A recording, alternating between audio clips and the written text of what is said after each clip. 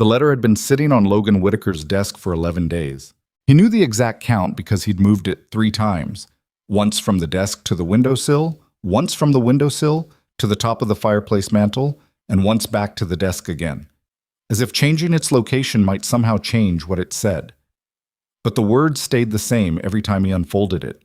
The handwriting was even and composed, the kind of script that came from years of proper schooling, and the language was polite in the way that people from Boston tended to be polite, carefully chosen, saying exactly what needed to be said without one unnecessary syllable. Miss Evelyn Sinclair accepts with gratitude the proposal of Mr. Logan Whitaker and looks forward to making his acquaintance in the early weeks of October, travel arrangements permitting. Logan set the letter down again and looked out the window at the east pasture, where a line of Hereford cattle moved slowly through the morning fog.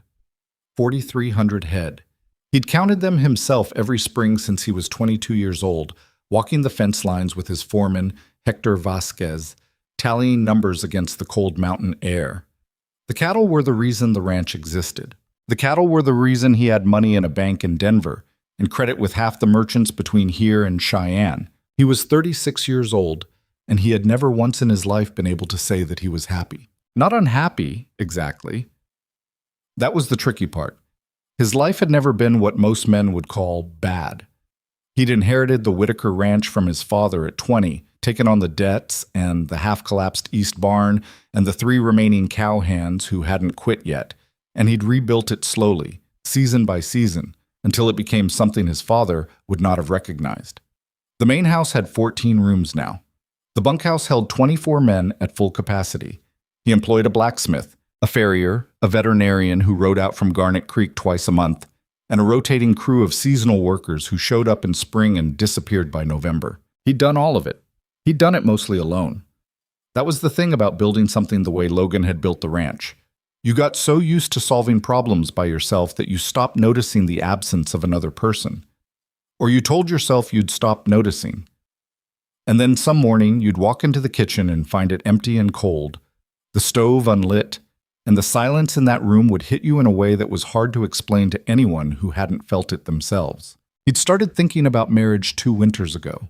It hadn't come to him as a romantic idea. It had come to him the way most of his decisions came, as a practical assessment. He was getting older. The ranch needed continuity. There were rooms in this house that had never been used, furniture that collected dust behind closed doors, and a dining table long enough to seat 12 that had never once had more than 3 people sitting at it. A wife made sense. A family made sense. The arrangement with Evelyn Sinclair had come through his banker in Denver, a man named Gerald Oates, who had connections to half the established families in the eastern states, and who considered himself something of a matchmaker in addition to his professional duties. Logan had expressed, in the most practical terms he could manage, that he was open to meeting a suitable woman. Oates had taken this information and 4 months later had presented him with a correspondence. Evelyn Sinclair was 26, the youngest daughter of a merchant family that had fallen on difficult times. She was educated, 2 years at a women's academy in Massachusetts, which Oates described with more enthusiasm than the detail probably warranted. She played piano. She spoke French passably. She had references from 2 ministers and a school administrator. Her family, Oates said carefully, was not in a position to offer much in the way of dowry, but the young woman herself was said to be composed, capable, and of good character. Logan had written back expressing interest. Evelyn had written to him 3 letters over the following months, each one careful and gracious and completely impersonal, telling him about the weather in Boston and a book she was reading and a trip her mother had taken to visit relatives. He had written back in kind, describing the ranch in practical terms, the acreage, the altitude, the length of the winters. Neither of them had written anything that could be called intimate. Neither of them had pretended otherwise. And now she was coming in October, and it was already the first week of September, and Logan was standing in the kitchen of a 14-room house that felt, in that particular morning light, extraordinarily empty. Chubbed. Hector found him out by the South Corral around mid-morning, watching one of the younger hands work a Greenbroke mare that wanted nothing to do with the saddle. "You got that look," Hector said, leaning on the fence rail beside him. "What look?" "The one where you're staring at something but you're not seeing it." Logan didn't answer right away. The mare threw her head and sidestepped hard, nearly unseating the hand on her back, and Logan watched the young man, Danny Pruitt, 19 years old, more nerve than skill, grip with his knees and stay on through sheer stubbornness. "The house isn't ready," Logan said finally. Hector squinted at him. "The house has 14 rooms and a cook stove that costs more than most men earn in a year." "I don't mean ready like that." Logan turned away from the corral and started walking back toward the main barn, and Hector fell into step beside him without being asked, which was something Hector had always done. 30 years old, the son of a Mexican father and a Ute mother. He'd worked the Whitaker ranch since he was 17, and somewhere in that time he'd become the closest thing Logan had to a real friend, which wasn't something either of them had ever said out loud. "It feels empty. The house feels empty. I can't bring a woman from Boston into a house that feels like a storage room." Hector considered this. "You need a housekeeper." "I know I need a housekeeper. Been saying that for 2 years." "I know you've been saying it. The men cook their own food in the bunkhouse. You eat whatever Ruiz makes when he's in a good mood, which is maybe half the time. The main house hasn't had anybody really cleaning it since—" "I know, Hector." They reached the barn, and Logan went in out of the September sun, which was still strong enough at this altitude to make the back of your neck ache by midday. The barn smelled of hay and horses, and the particular mixture of leather and lanolin that he'd been breathing since childhood, and it was one of the few smells that still made him feel, if not exactly peaceful, at least settled. "Put the word out," Logan said.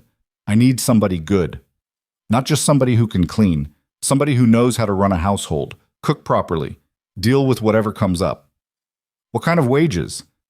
Logan named a figure that made Hector raise an eyebrow. "You're serious?"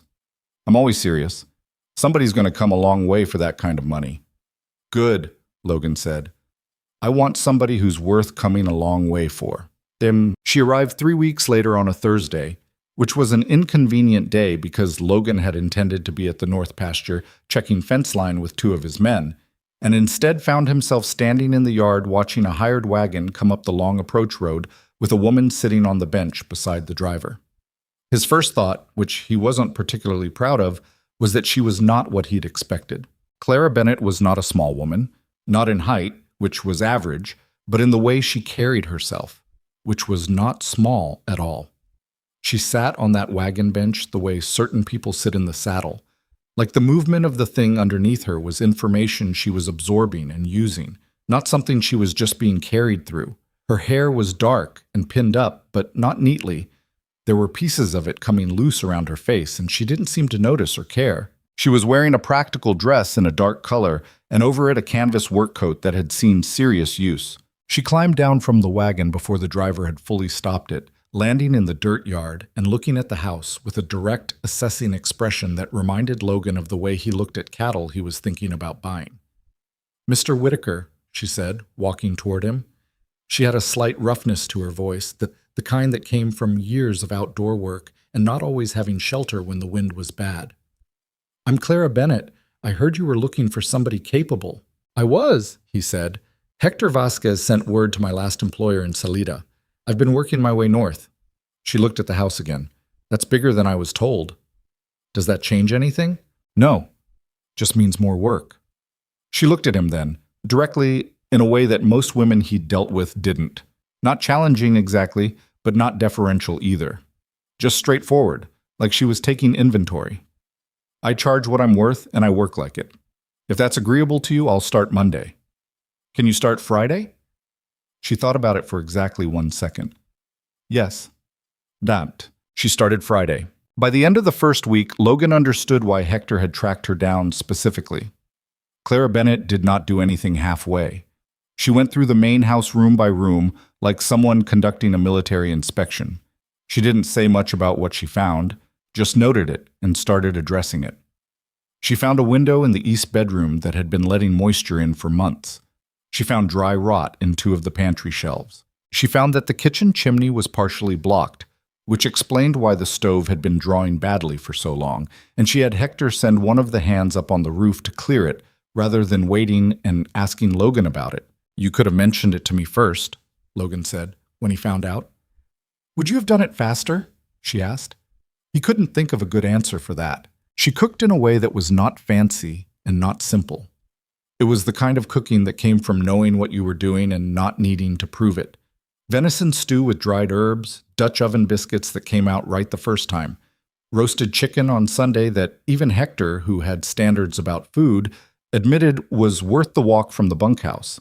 She didn't make a production of any of it. She just made it and set it on the table and went back to whatever else she was working on. The men in the bunkhouse liked her immediately, which Logan noticed because they'd been suspicious of every outsider he'd ever hired. Clara handled this in a straightforward way. She was not warm in the way that people who are trying to be liked are warm. She was honest, and she remembered things. She remembered that Danny Pruitt had mentioned his mother was sick in a letter he'd gotten from Colorado Springs, and 2 days later, when she was passing him in the yard, she asked if he'd heard any more news, and the way Danny's face reacted to being remembered like that was something Logan found himself thinking about longer than he probably should have. He kept the nature of his arrangement with Evelyn Sinclair mostly to himself. Clara knew there was a woman coming in October. Hector had told her as much, since it was relevant to what she was being asked to prepare for, but Logan didn't discuss Evelyn with her in any detail. It felt strange to do so, though he couldn't entirely say why. The house was beginning to look different, not because Clara had bought anything or added any decoration. She wasn't that kind of woman, and Logan wouldn't have known what to do with that kind of woman. But because things that had been wrong were now right, and things that had been neglected were now attended to, and the rooms that had felt like storage had started to feel like rooms where people lived. It was a subtle change. Logan noticed it on an evening in late September when he came in from a long day checking pasture boundaries, washed his hands at the pump, and walked into the kitchen to find Clara at the stove and a pot of coffee already made, and the kitchen felt warm in a way that had nothing to do with the fire. He sat down at the kitchen table without being invited, which surprised him slightly because he'd spent years taking his coffee alone at his desk, or not at all. "Long day?" Clara asked without turning around. "Fence line on the north quarter. We had a section come down, 7, 8 posts. Cattle get through?" "Not yet. We got it patched before dark." She poured 2 cups of coffee and put one in front of him and took the other to the other side of the table, not sitting down right away, but leaning against the counter and wrapping both hands around the cup. Her hands, he noticed, were not the hands of a woman who had spent her life in careful circumstances. They were capable hands, scarred in a couple of places, the nails cut short and practical. "How long have you been doing this kind of work?" he asked. "Moving ranch to ranch." She considered the question. "About 7 years? Maybe closer to 8 now." "By choice?" "Mostly." She looked at her coffee. "My husband died. This was in Kansas before I came west. We had a small farm, nothing like this. He got sick in the winter, and he didn't get better." She said it in the flat, factual way of someone who had processed a thing enough times that the telling of it no longer required preparation. "After that, I didn't see a point in staying somewhere that only reminded me of what I'd lost. So I started moving. Turned out I was good at the kind of work that let me keep moving." "You ever think about stopping?" She looked at him with an expression he couldn't quite read. "Sometimes. Depends on the place." He didn't ask what she meant by that, and she didn't explain it, and they drank their coffee in a silence that was not uncomfortable in the way silences between strangers usually are. It was the kind of silence that comes between people who are both accustomed to being alone and find, unexpectedly, that the presence of another person is not unwelcome. "Bus chassis." October arrived with the particular harshness that the Rocky Mountain high country reserves for the first cold weeks of autumn. Sudden, without apology, skipping the gradual cooling of lower elevations and going directly from the warmth of September to something that had ice in it by nightfall. The first snow came on a Thursday, just a dusting, gone by noon, but enough to leave a cold feeling in the house that Logan knew would not fully leave until spring. Evelyn's letter had said early October.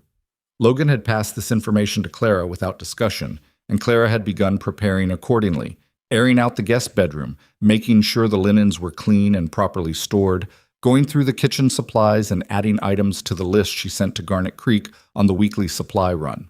He found her one afternoon in the main bedroom. The guest room, he thought of it, though it was the second largest room in the house. Measuring the window for a curtain she was apparently planning to make from fabric she'd found in a storage chest. She had a length of measuring string between her hands, and was holding it up against the window frame with an expression of concentration. "You don't have to do that," he said. "The window needs a curtain. The morning light comes in from the east and it'll be directly in her face by 6 o'clock. I can order something from town. I found the fabric already. It won't take long."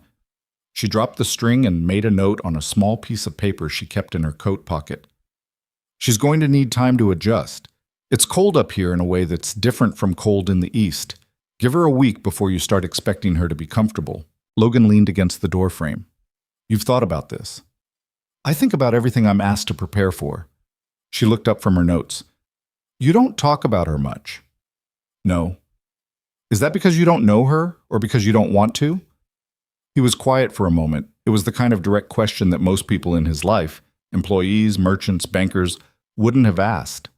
Hector might have. Clara did. "Both, I suppose," he said.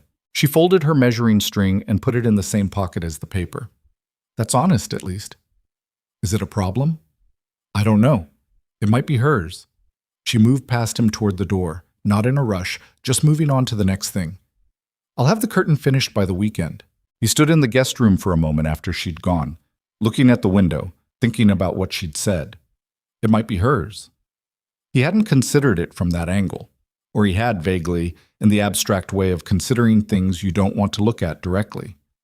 Evelyn Sinclair was coming from Boston to marry a man she'd exchanged 6 letters with, to live in a house at 8,000 feet in the Colorado mountains, in a place where the nearest neighbor was 7 miles away and the nearest town of any size was 3 hours by wagon.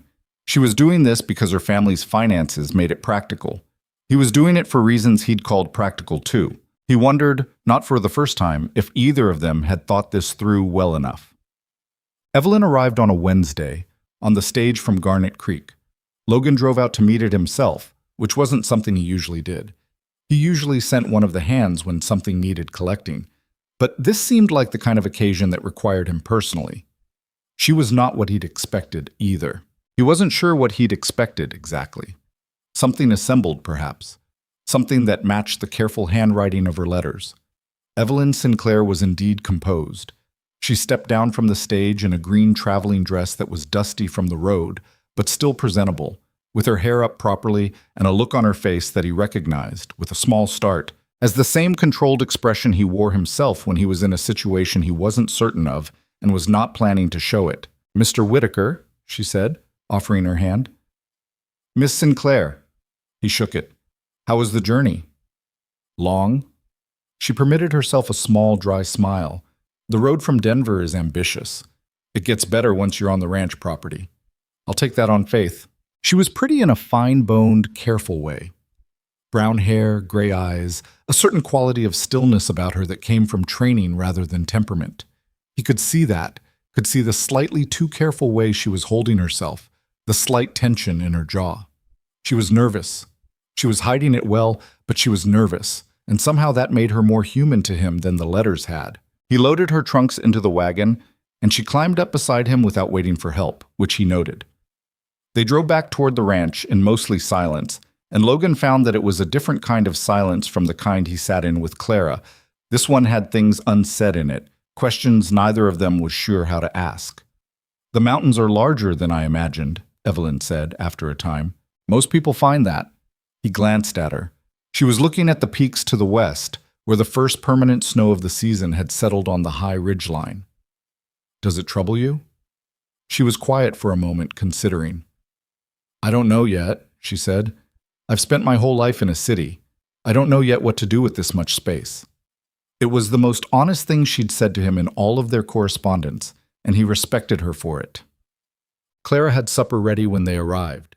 She didn't make a performance of it, just met them in the entryway, introduced herself plainly, and showed Evelyn to the guest room with a practical efficiency that somehow managed to be also kind. Logan watched from the hallway as Clara showed Evelyn where things were: the washstand, the extra blankets in the chest, the curtain that would block the early morning light. Evelyn thanked her with genuine warmth, the kind of warmth that Logan had noticed she didn't put on artificially, and Clara received it with a nod and a small, actual smile that wasn't performed for anyone's benefit. He went out to the barn to check on a horse that had been favoring its left foreleg, and while he was there, standing in the lantern-lit quiet, listening to the horse breathe and the wind pick up outside. He thought about the two women in the main house and felt an unease that he couldn't entirely explain. He'd done what was practical. He'd thought it through. He had a ranch that needed continuity, a house that needed a wife, and a woman coming from Boston who had agreed to the arrangement with clear eyes and no illusions. That was what he'd told himself. But the way the kitchen felt these days, with coffee already made when he came in from the cold, and the sound of someone moving in the rooms above while he worked at his desk, and the occasional voice of Clara calling something to one of the hands in the yard, it was not the version of the house he'd had in mind when he'd been thinking about practicality. It was something he hadn't planned for. It was something that, if he was being honest with himself, he didn't entirely know what to do with. He stood in the barn for longer than he needed to. When he came back in, the main house was quiet, both women apparently retired for the evening. There was a plate left on the back of the stove, covered with a cloth, with a small note beside it in Clara's handwriting. Not neat handwriting, but clear enough, that said, "Eat before you go to bed." He stood there a moment looking at the plate. He ate. The following days established a rhythm that Logan had not anticipated. Evelyn was not what he'd feared. She was not delicate or demanding or incapable. She asked questions instead of making assumptions, which he respected. She observed things carefully before commenting on them, also something he respected. She and Clara worked out a functional arrangement without any apparent discussion. Evelyn helping with things she could do without getting in the way, staying clear of things she hadn't learned yet, asking Clara to show her what she needed to know rather than pretending she already did. She could ride after a fashion. She'd had lessons in Boston on mannered horses in a park, which was not the same as riding in mountain country, but it was a starting point.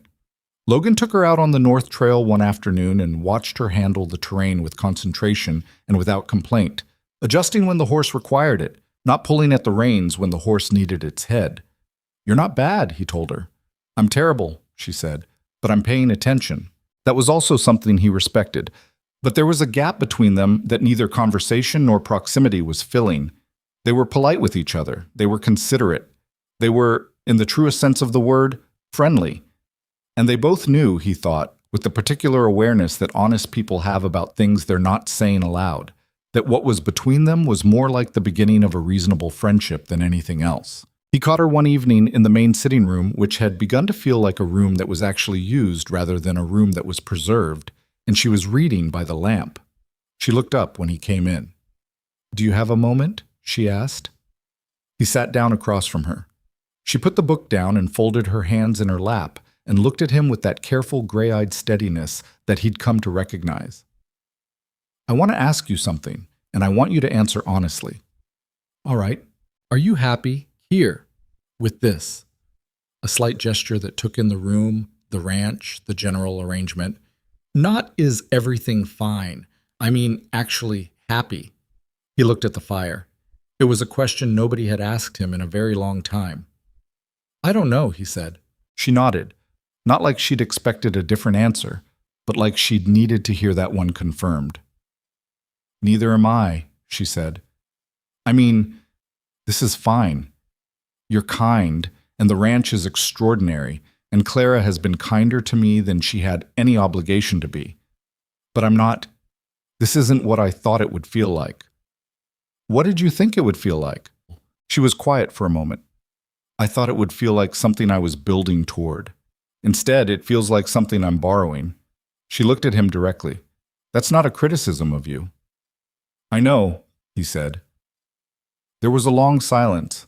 Outside, the wind was coming down from the high country, the way it did in October when the first real cold was settling in, making the timbers of the house creak and the lamp flame flicker.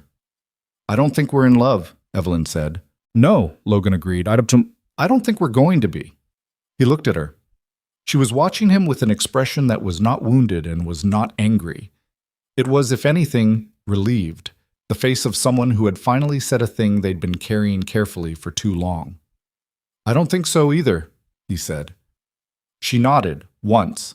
She picked her book back up and then put it back down again. "I'm not going to fall apart over this. I want you to know that. I'm not a fragile woman. I never thought you were. But I think—" She stopped, and for the first time since he'd known her, he saw her composure crack slightly. not dramatically, just a small tightening around her eyes, a breath taken more carefully than usual. I think I need to figure out what my life is actually supposed to look like, not what it was supposed to look like on paper. She looked at the window, at the dark shape of the mountain beyond it. I don't know if that means staying or going. I don't know what I want yet, but I needed to say this out loud before I could think about it clearly. Ich will sparen. That seems reasonable, Logan said. She looked at him again, and for a moment something softer moved across her face. Not what you'd call tenderness exactly, but something near it. You're a good man, Mr. Whitaker. I think you're a lonely good man, which is its own kind of hard thing to be. He didn't have an answer for that, so he just nodded, and they sat for a while longer in the firelight, and it was not entirely uncomfortable because they had each stopped pretending. Late that night, when the house was fully quiet, Logan went downstairs for water and found the kitchen lamp still burning. Clara was at the table with the household account book open in front of her, working through the numbers for the supply run. She looked up when he came in, unsurprised. "You should be asleep," he said. "So should you." He poured his water and leaned against the counter. She went back to the numbers, but she wasn't done talking because after a moment she said, without looking up, "She's a good woman." "Yes." "Smart." "Yes." "Not right for you, though." He looked at her. She was still looking at the account book, her pen moving down a column of figures. "You don't know that," he said. She looked up then.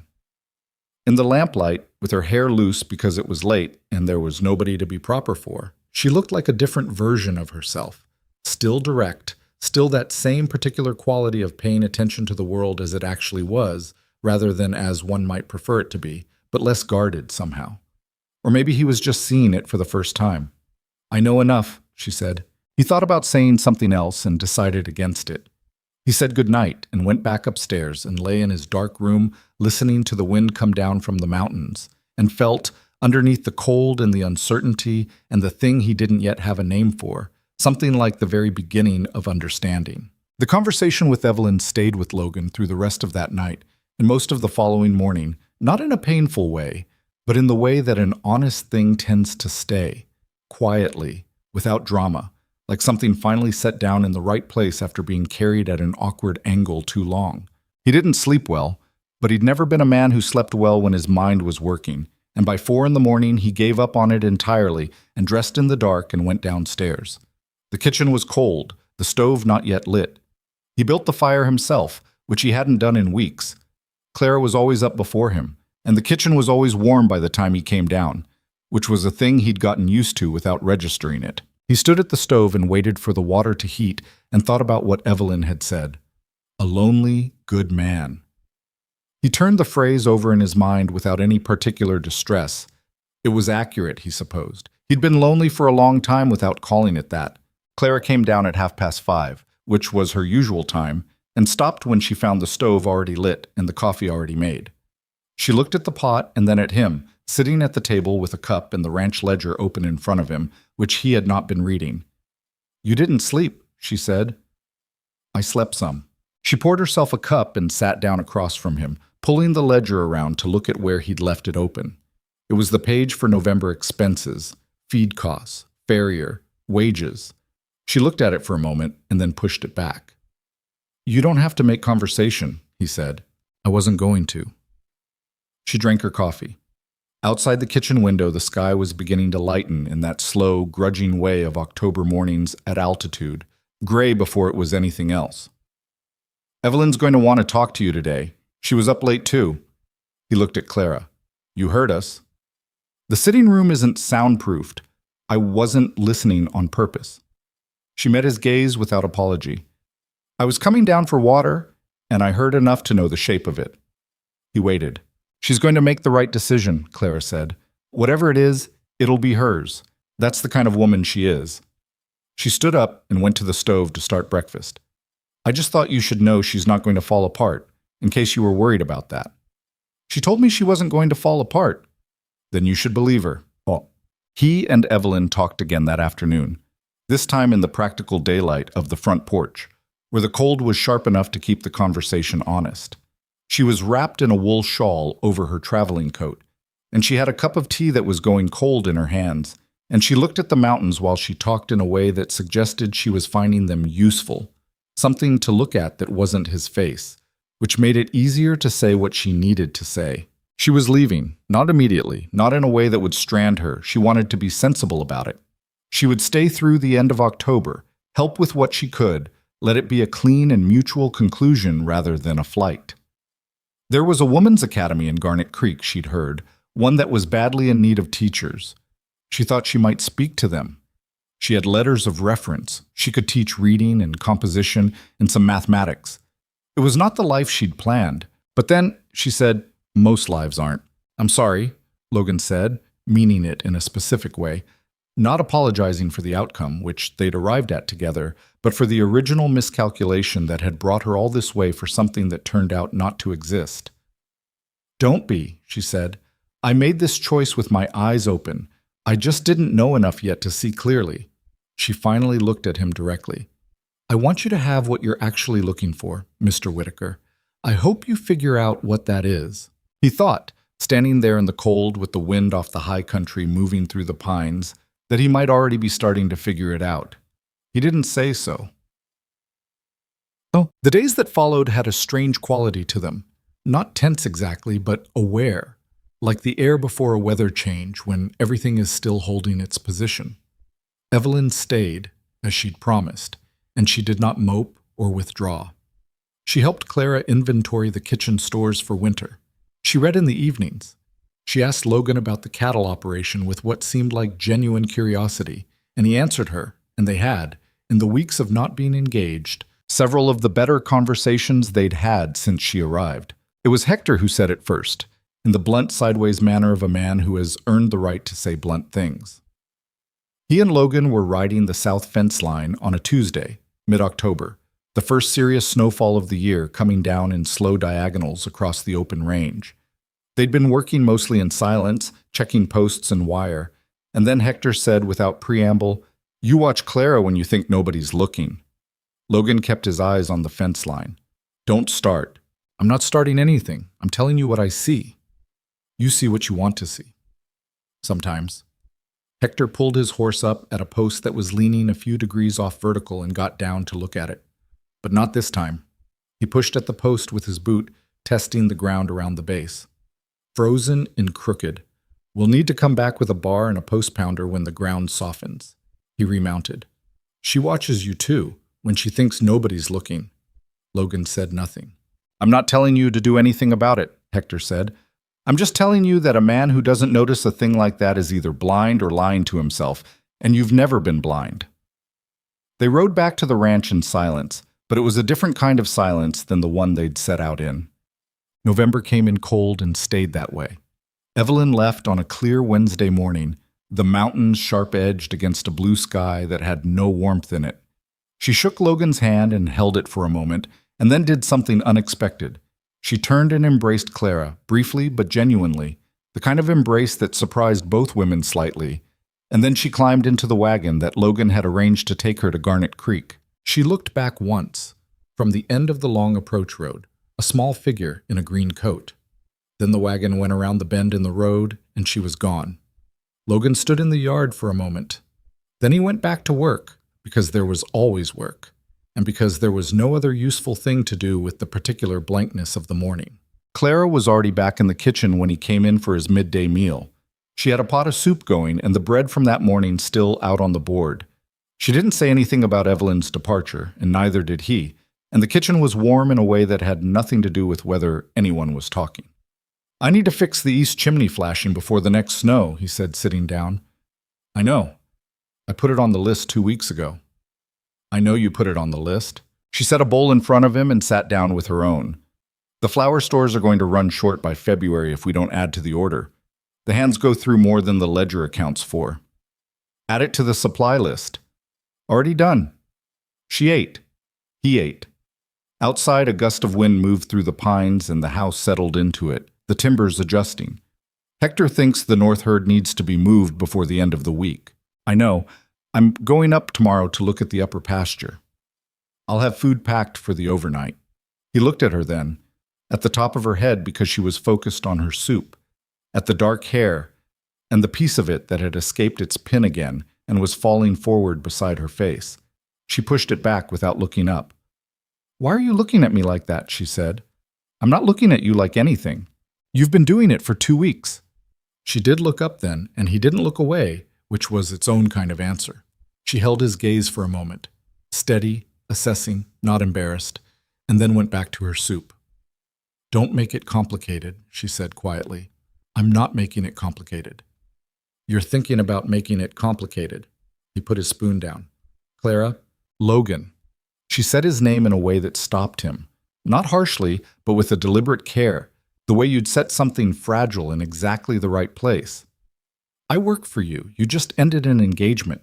Whatever it is you're thinking, the timing is bad and the circumstances are worse, and I don't have any interest in being somebody's substitute for something else." He was quiet for a long moment. The fire crackled. Wind hit the north wall. "Is that what you think this is?" he said. She looked at him. He let her look, without moving his eyes or his expression, and something in the room shifted, almost imperceptibly, like a door that has swung 1 inch without anyone touching it. "I don't know," she said finally. "That's the problem." He picked up his spoon again. "Then let's not make it complicated," he said. "Not yet." She went back to her soup. Neither of them said anything else for a while, but the silence had a different texture than it had before, like a thing that had been turned over and was now resting on a different side. The overnight trip to the upper pasture turned into 2 nights when the weather came in harder than expected. Not the heavy snow that would shut the mountain down in earnest in another few weeks, but enough to make the trail back to the main ranch slippery and unwise in the dark.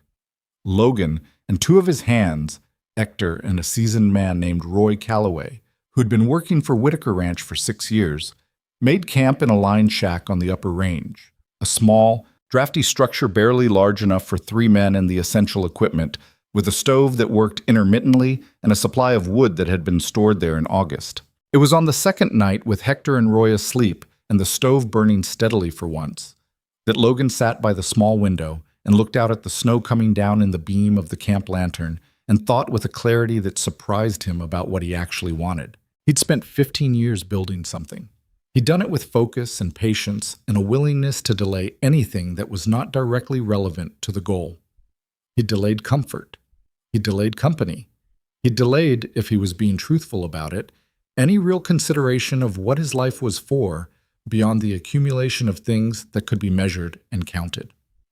Acreage, head of cattle, profit margins, the kind of success that could be listed in a banker's ledger and verified by a third party. He thought about Clara saying, "I don't know, that's the problem."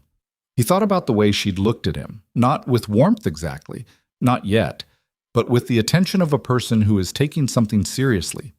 She took things seriously. She paid attention to the world around her as it actually was.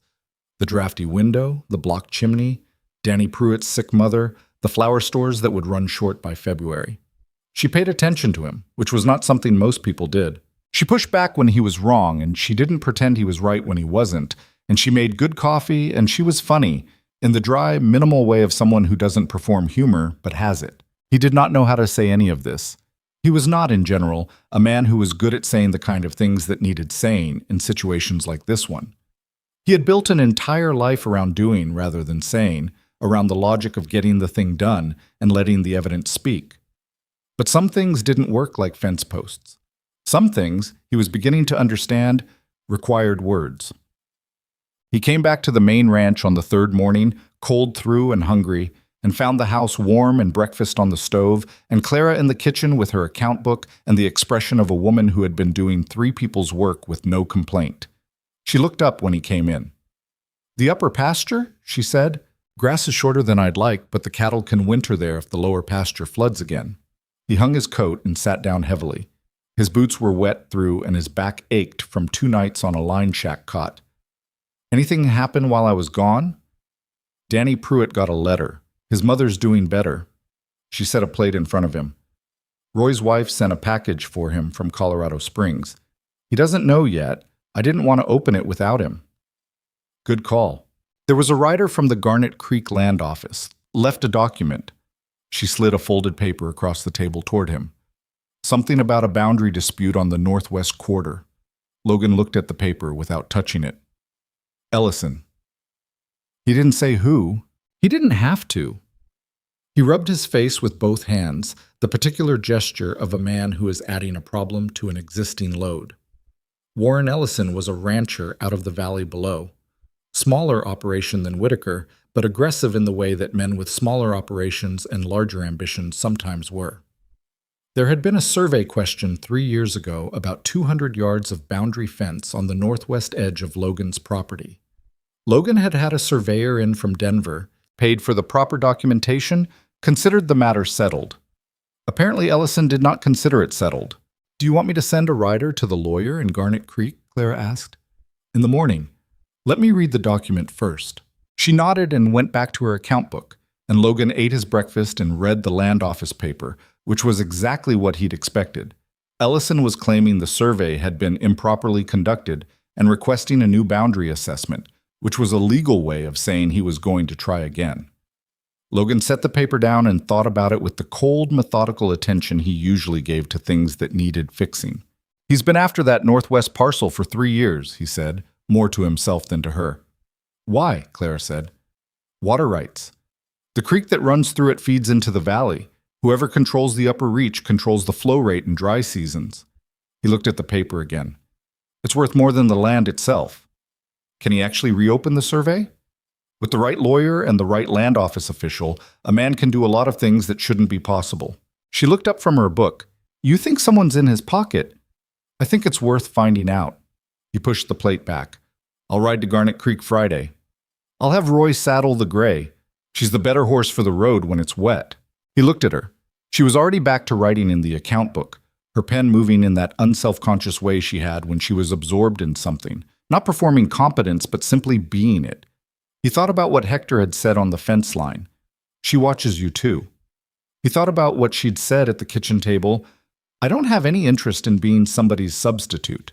He thought about the line shack window and the snow and the clarity he'd felt at 2 a.m, looking out at the dark. "Clara," he said. She finished the number she was writing before she looked up. "You're not a substitute for anything." She held his gaze. A long moment passed, and in it something that had been tentative became slightly less so. Not resolved, not declared, but shifted, like the first adjustment of a foundation that is going to hold. "All right," she said, "just that. All right," and went back to her numbers. It was not a resolution. It was not even a beginning, exactly. But it was something, and he took it with him through the rest of that day the way you carry a coal from one fire to light another. Carefully, with 2 hands, trying not to let the wind get at it. The Ellison problem did not wait for Friday. 2 days after the land office rider, a man showed up at the ranch gate on a horse that had been ridden hard, asking for Logan by name. He was not Ellison himself. Ellison didn't ride his own errands, but a man in a good coat who introduced himself as representing Ellison's legal interests, which was a fancier way of saying he was a lawyer who had made the 2-hour ride from the valley specifically to deliver a message in person rather than on paper. Logan received him on the porch, which was where he received people he hadn't invited and didn't particularly want inside his house. The lawyer, he gave his name as Aldridge, which Logan filed away without acknowledgement, was a thin man with a precise manner and eyes that moved too much, cataloging things they had no business cataloging. He looked at the main house, at the barn, at the hands moving in the yard, with the focused attention of someone pricing things. "Mr. Ellison would like to propose a resolution," Aldridge said, "rather than a formal survey dispute, which can be costly and time-consuming for both parties. He's prepared to offer a purchase agreement for the northwest parcel, at fair market value." "The northwest parcel isn't for sale," Logan said. "Mr. Ellison is prepared to be generous. The offer would reflect, it's not for sale at any price." Aldridge absorbed this with the practiced patience of a man who expected it. "Mr. Whitaker, the survey in question was conducted by a firm out of Denver that has since been found to have falsified documentation in 2 other counties. If that firm's work on your property is similarly questionable, my survey was done properly. I was present for it. Be that as it may, Mr. Ellison's legal team believes there are grounds to bar. Then let him take it to the land court," Logan said. "I'll see him there with my documentation." Aldridge studied him for a moment, then allowed himself the smallest of professional smiles, the kind that contains a message underneath it. "I hope that's not necessary," he said. "For both our sakes." He rode out the way he'd come. Logan watched him go and then went inside, and found Clara standing just inside the front door with her arms crossed, which meant she'd heard most of it. "That was a threat," she said. "Not quite. Close enough." He hung his hat on the peg inside the door. "He's testing how far I'll bend." "And?" "I don't bend." He said it without heat, as a simple statement of fact, and she looked at him for a moment with that particular attention she paid to things she was deciding how to categorize. "What are you going to do?" "Ride to Garnet Creek Friday. Talk to my lawyer. Get ahead of it before Ellison files anything official." He moved past her toward the kitchen because the conversation with Aldridge had left a cold feeling that coffee might address. "This kind of thing, it's not new. Men like Ellison need to find where you stop. Once they know, they usually find somewhere easier to push." She followed him in. "And if they don't, then it becomes a different problem." He put the kettle on. "But let's not borrow trouble." She was quiet for a moment and then said something that he hadn't expected. "I've seen this before. Not with water rights, but with land, when I was in Kansas." She sat down at the table. "A man there had a claim on a neighboring farm, said the original filing was flawed. Took it to county court. Dragged it out for 2 years. What happened?" "He won." She said it plainly. "The other family lost the land. They'd been there 12 years. She looked at the kettle. "He had the right lawyer and the right people in the county clerk's office." Logan looked at her. "You think Ellison has the right people?" "I think you should find out before Friday." He thought about this. She was right. He knew she was right. And the fact that she'd seen this pattern before, in a different place, in harder circumstances, and had immediately understood the relevant danger of it, was not something he took for granted. "I'll send Hector today," he said. "To town? To find out who the current land office clerk is and what his relationship with Valley money looks like." He poured the water when it boiled. Quietly, she nodded. "Good." He set a cup in front of her without asking, which was something he'd started doing without noticing, and she took it without comment, which was something she'd started accepting without making anything of it. They drank their coffee and talked through the strategy, and it was the most unromantic conversation two people can have, practical, specific, about land law and office politics, and the particular vulnerability of a ranch that a man has spent 15 years building. And somewhere in the middle of it, Logan realized that this was also what he'd been missing. Not just the warmth and the company and the coffee already made, but someone who sat at the same table and worked on the same problem and brought something he hadn't thought of and wasn't doing any of it for any reason other than that it was the right thing to do. He didn't say that either, but he filed it away in a place that was not a ledger. Hector came back from town on Thursday evening with information that was not good. The land office clerk was a man named Patterson, who had been in the position for 18 months, having replaced the previous clerk when that man retired. Patterson was, according to 3 different sources Hector had spoken to in Garnet Creek, a saloon keeper, the dry goods store proprietor, and a deputy who had no particular reason to hide things, known to have dinner at Warren Ellison's house in the valley on at least 2 occasions since taking the position. It wasn't proof of anything. Hector said so himself, carefully. It was the kind of information that told you where to look rather than what you'd find. Logan received this in the kitchen, where Clara was finishing the evening meal, and she listened from the stove without pretending she wasn't listening. "Patterson certifies any new survey," Logan said. "Yes," Hector said. "And if the survey is certified by an office that's already decided which way it wants to go, then the certification is what it is." Hector sat down and accepted the coffee Clara put in front of him with a nod of thanks. "You'd have to challenge it at the county level. That's a longer fight." "How long?" Hector looked at his coffee. "Year. Maybe 2. Logan was quiet. Clara set plates on the table and sat down herself, and for a moment none of them said anything. The fire was going well, the room was warm, and outside the kitchen window, the last light of the November evening was going dark in the direction of the mountains. "I'll go to Denver," Logan said. Both of them looked at him. "There's a land rights firm there. They handled a case last year for Reese Calloway over in Summit County. Boundary dispute, corrupt county surveyor. Reese won it. He looked at Hector. I'll take the original survey documentation and the property deed and the chain of title back to my father's purchase. All of it. That's a 3-day ride, Hector said. I know. Who runs the ranch while you're gone? You do. Same as always. Logan looked at Clara then, and she was looking at him with an expression he'd come to recognize. The one that was not agreement or disagreement, but simply the focused attention she paid to things that mattered. I'll be back by the end of the week. I'll have supplies packed for the road, she said. I'll leave Monday. She nodded once, and he was struck again by that particular quality she had, the willingness to take on the weight of a thing without making it heavier. She didn't ask if he was sure or whether it was necessary or suggest alternatives that he'd already considered. She just determined what needed to be done in response and started doing it. He'd known women in his life who performed competence and women who had it, and it was not the same thing at all. And Clara Bennett had it in the particular way of someone who had earned it in difficult circumstances and had never once been rewarded for it with anything except the practical outcome. He thought again about what she'd said at the kitchen table. I don't have any interest in being somebody's substitute for something else.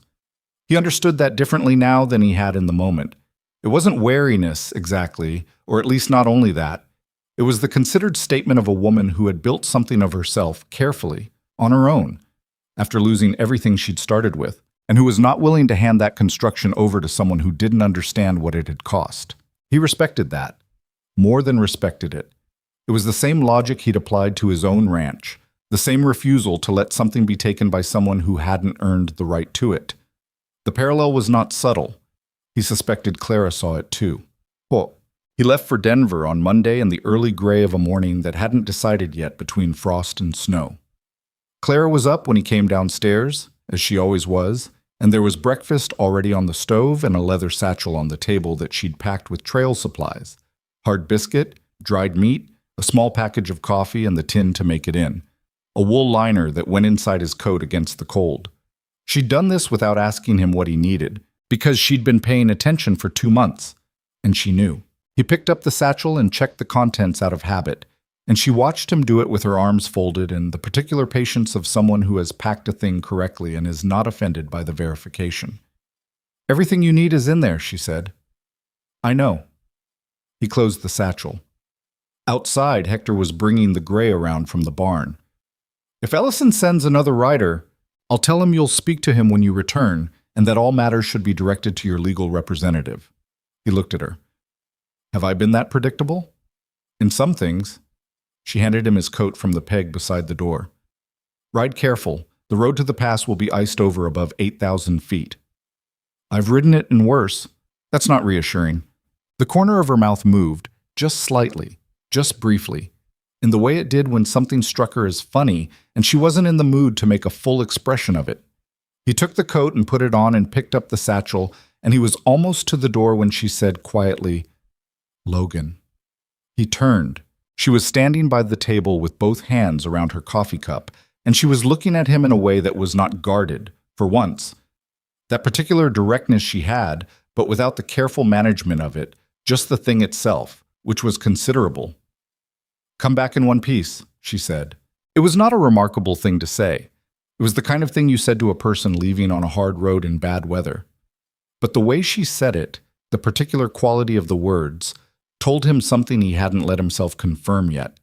That the thing between them was not as uncertain as she'd said it was, that she knew it, and that she was not yet ready to say so in plainer language, but had just said it in the only way she currently could. He held her gaze for a moment. I intend to, he said.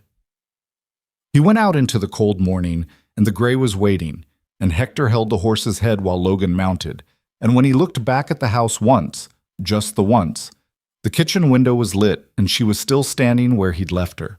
He turned the horse toward Denver and rode. The road to Denver was exactly as bad as Clara had warned. Logan hit the ice above 8,000 feet on the first afternoon, just where the trail narrowed against the rock face, and the gray had to pick her footing one step at a time, ears flat, breathing in the careful, concentrated way of a horse that knows the ground is not trustworthy. He dismounted and led her through the worst quarter mile, his boots slipping on the glazed stone, the wind coming off the peaks with a cold that had nothing diplomatic about it. By the time they reached the descent on the far side, His hands were numb inside his gloves and his jaw ached from clenching against the temperature. He made camp that night in a hollow below the tree line, built a fire against a boulder that reflected the heat back, fed the gray from the grain bag, and ate the biscuit and dried meat Clara had packed while the coffee heated. The fire was small but sufficient. The wind couldn't get at him in the hollow. He sat with his back against the boulder and drank the coffee and looked up through the pine canopy at the stars, which were extraordinary up here, the way they always were at altitude on a clear, cold night. Dense and indifferent, millions of them, the kind of sky that makes a man's problems feel correctly sized. He thought about the land office document. He thought about Patterson and his dinner at Ellison's house. He thought about the original survey, which he'd rolled carefully in oilskin and packed in the satchel, and which he believed was clean because he'd been present for every day of it and he knew what he'd seen. He thought about Clara standing at the kitchen window with both hands around her coffee cup, looking at him in that unguarded way. Come back in one piece. He finished his coffee and put the fire out and slept in his bedroll with the gray standing close for warmth and was back on the road before full light. Tom. Denver was 3 days from the ranch in good conditions. He made it in 2.5, pushing harder than was wise on the second day, arriving in the city on a Wednesday evening with mud on his boots and the gray tired enough that he went straight to a livery before anything else. He found a room at a decent hotel, not the finest. He could have afforded the finest, but it had always seemed wasteful to him, paying for a room you were only going to sleep in, and ate a proper meal in the hotel dining room and went to bed early. The law firm of Marsh and Dunleavy occupied the 3rd floor of a brick building on a good street, which was the kind of address that told you what you needed to know before you'd met anyone. Logan arrived Thursday morning at 8 o'clock, when the building was just opening, and asked for James Marsh, who had handled Reese Calloway's Summit County case and whose name Logan had been holding in the back of his mind for the better part of 3 years as the kind of resource you hoped you'd never need. Marsh was a solid man in his late 50s. The kind of lawyer who had done enough actual work in his career that he'd stopped needing to perform authority. He listened without interrupting while Logan laid out the situation. The original survey, the 3-year-old boundary dispute, Ellison's new challenge, Aldridge's visit, and what Hector had found out about Patterson's social calendar. When Logan finished, Marsh sat back in his chair and looked at the ceiling for a moment. The Denver survey firm, he said, you said it's been implicated in falsified documentation in 2 other counties. That's what Aldridge told me. I don't know if it's true. I can find out. Marsh leaned forward and picked up the oilskin roll that Logan had placed on his desk. May I? That's why I brought it. Marsh unrolled the survey carefully, spreading it across the desk with the attention of a man who knew what he was looking at. He studied it for several minutes without speaking. Logan waited. He'd learned long ago that the right response to a professional working was silence. This is good work, Marsh said finally. The measurements are precise. The datum points are properly referenced. The surveyor who did this knew what he was doing. He looked up. What's his name? Harmon. Theodore Harmon. He works out of Denver. I know Harmon. A brief pause that Logan read as positive. He's careful. If this is his work, it'll hold. Marsh rolled the survey back up. The question is whether Ellison's strategy is to actually challenge the survey or to use the challenge to drag you into a process expensive enough that you settle. Some men fight the case. Some men fight the cost. I know which one Ellison is, Logan said. Then the answer is to make the process more expensive for him than for you. Marsh picked up a pen and made a note on the pad in front of him. I'll write to Patterson at the land office, formally, on firm letterhead, requesting the specific grounds for the survey challenge. Officially required, legally speaking, and the kind of letter that a clerk with something to hide will not enjoy receiving. He wrote something. I'll also contact Harmon directly to certify his work is intact. And I'd like to send a junior associate to review the public records in Garnet Creek, the Ellison property history, any previous boundary actions, water rights filings. How long? 3 weeks for the initial review, longer if it goes to formal hearing. And if it does go to formal hearing? Marsh looked at him steadily. I've beaten worse cases with cleaner documentation than this, but I want to be honest with you. If Patterson is compromised and if Ellison has someone at the county level as well, it can still be messy. Messy I can manage, Logan said. Crooked I can't tolerate. Good. Neither can I. Marsh stood and extended his hand. I'll have a retainer agreement ready this afternoon. Come back at 2 o'clock. Logan shook his hand and left, and stood on the brick sidewalk outside the building in the weak November sun, feeling the particular combination of relief and unease that comes from having put a problem in the hands of someone competent and knowing the problem is not yet solved. He had the rest of the morning before the 2 o'clock meeting. He walked. Denver was a city that was still figuring out what it wanted to be. Brick buildings going up on streets that had been dirt tracked 10 years ago, a rail yard that smelled of iron and coal smoke, the particular noise of a place that was expanding faster than its infrastructure could follow. He didn't dislike it. He just didn't belong in it.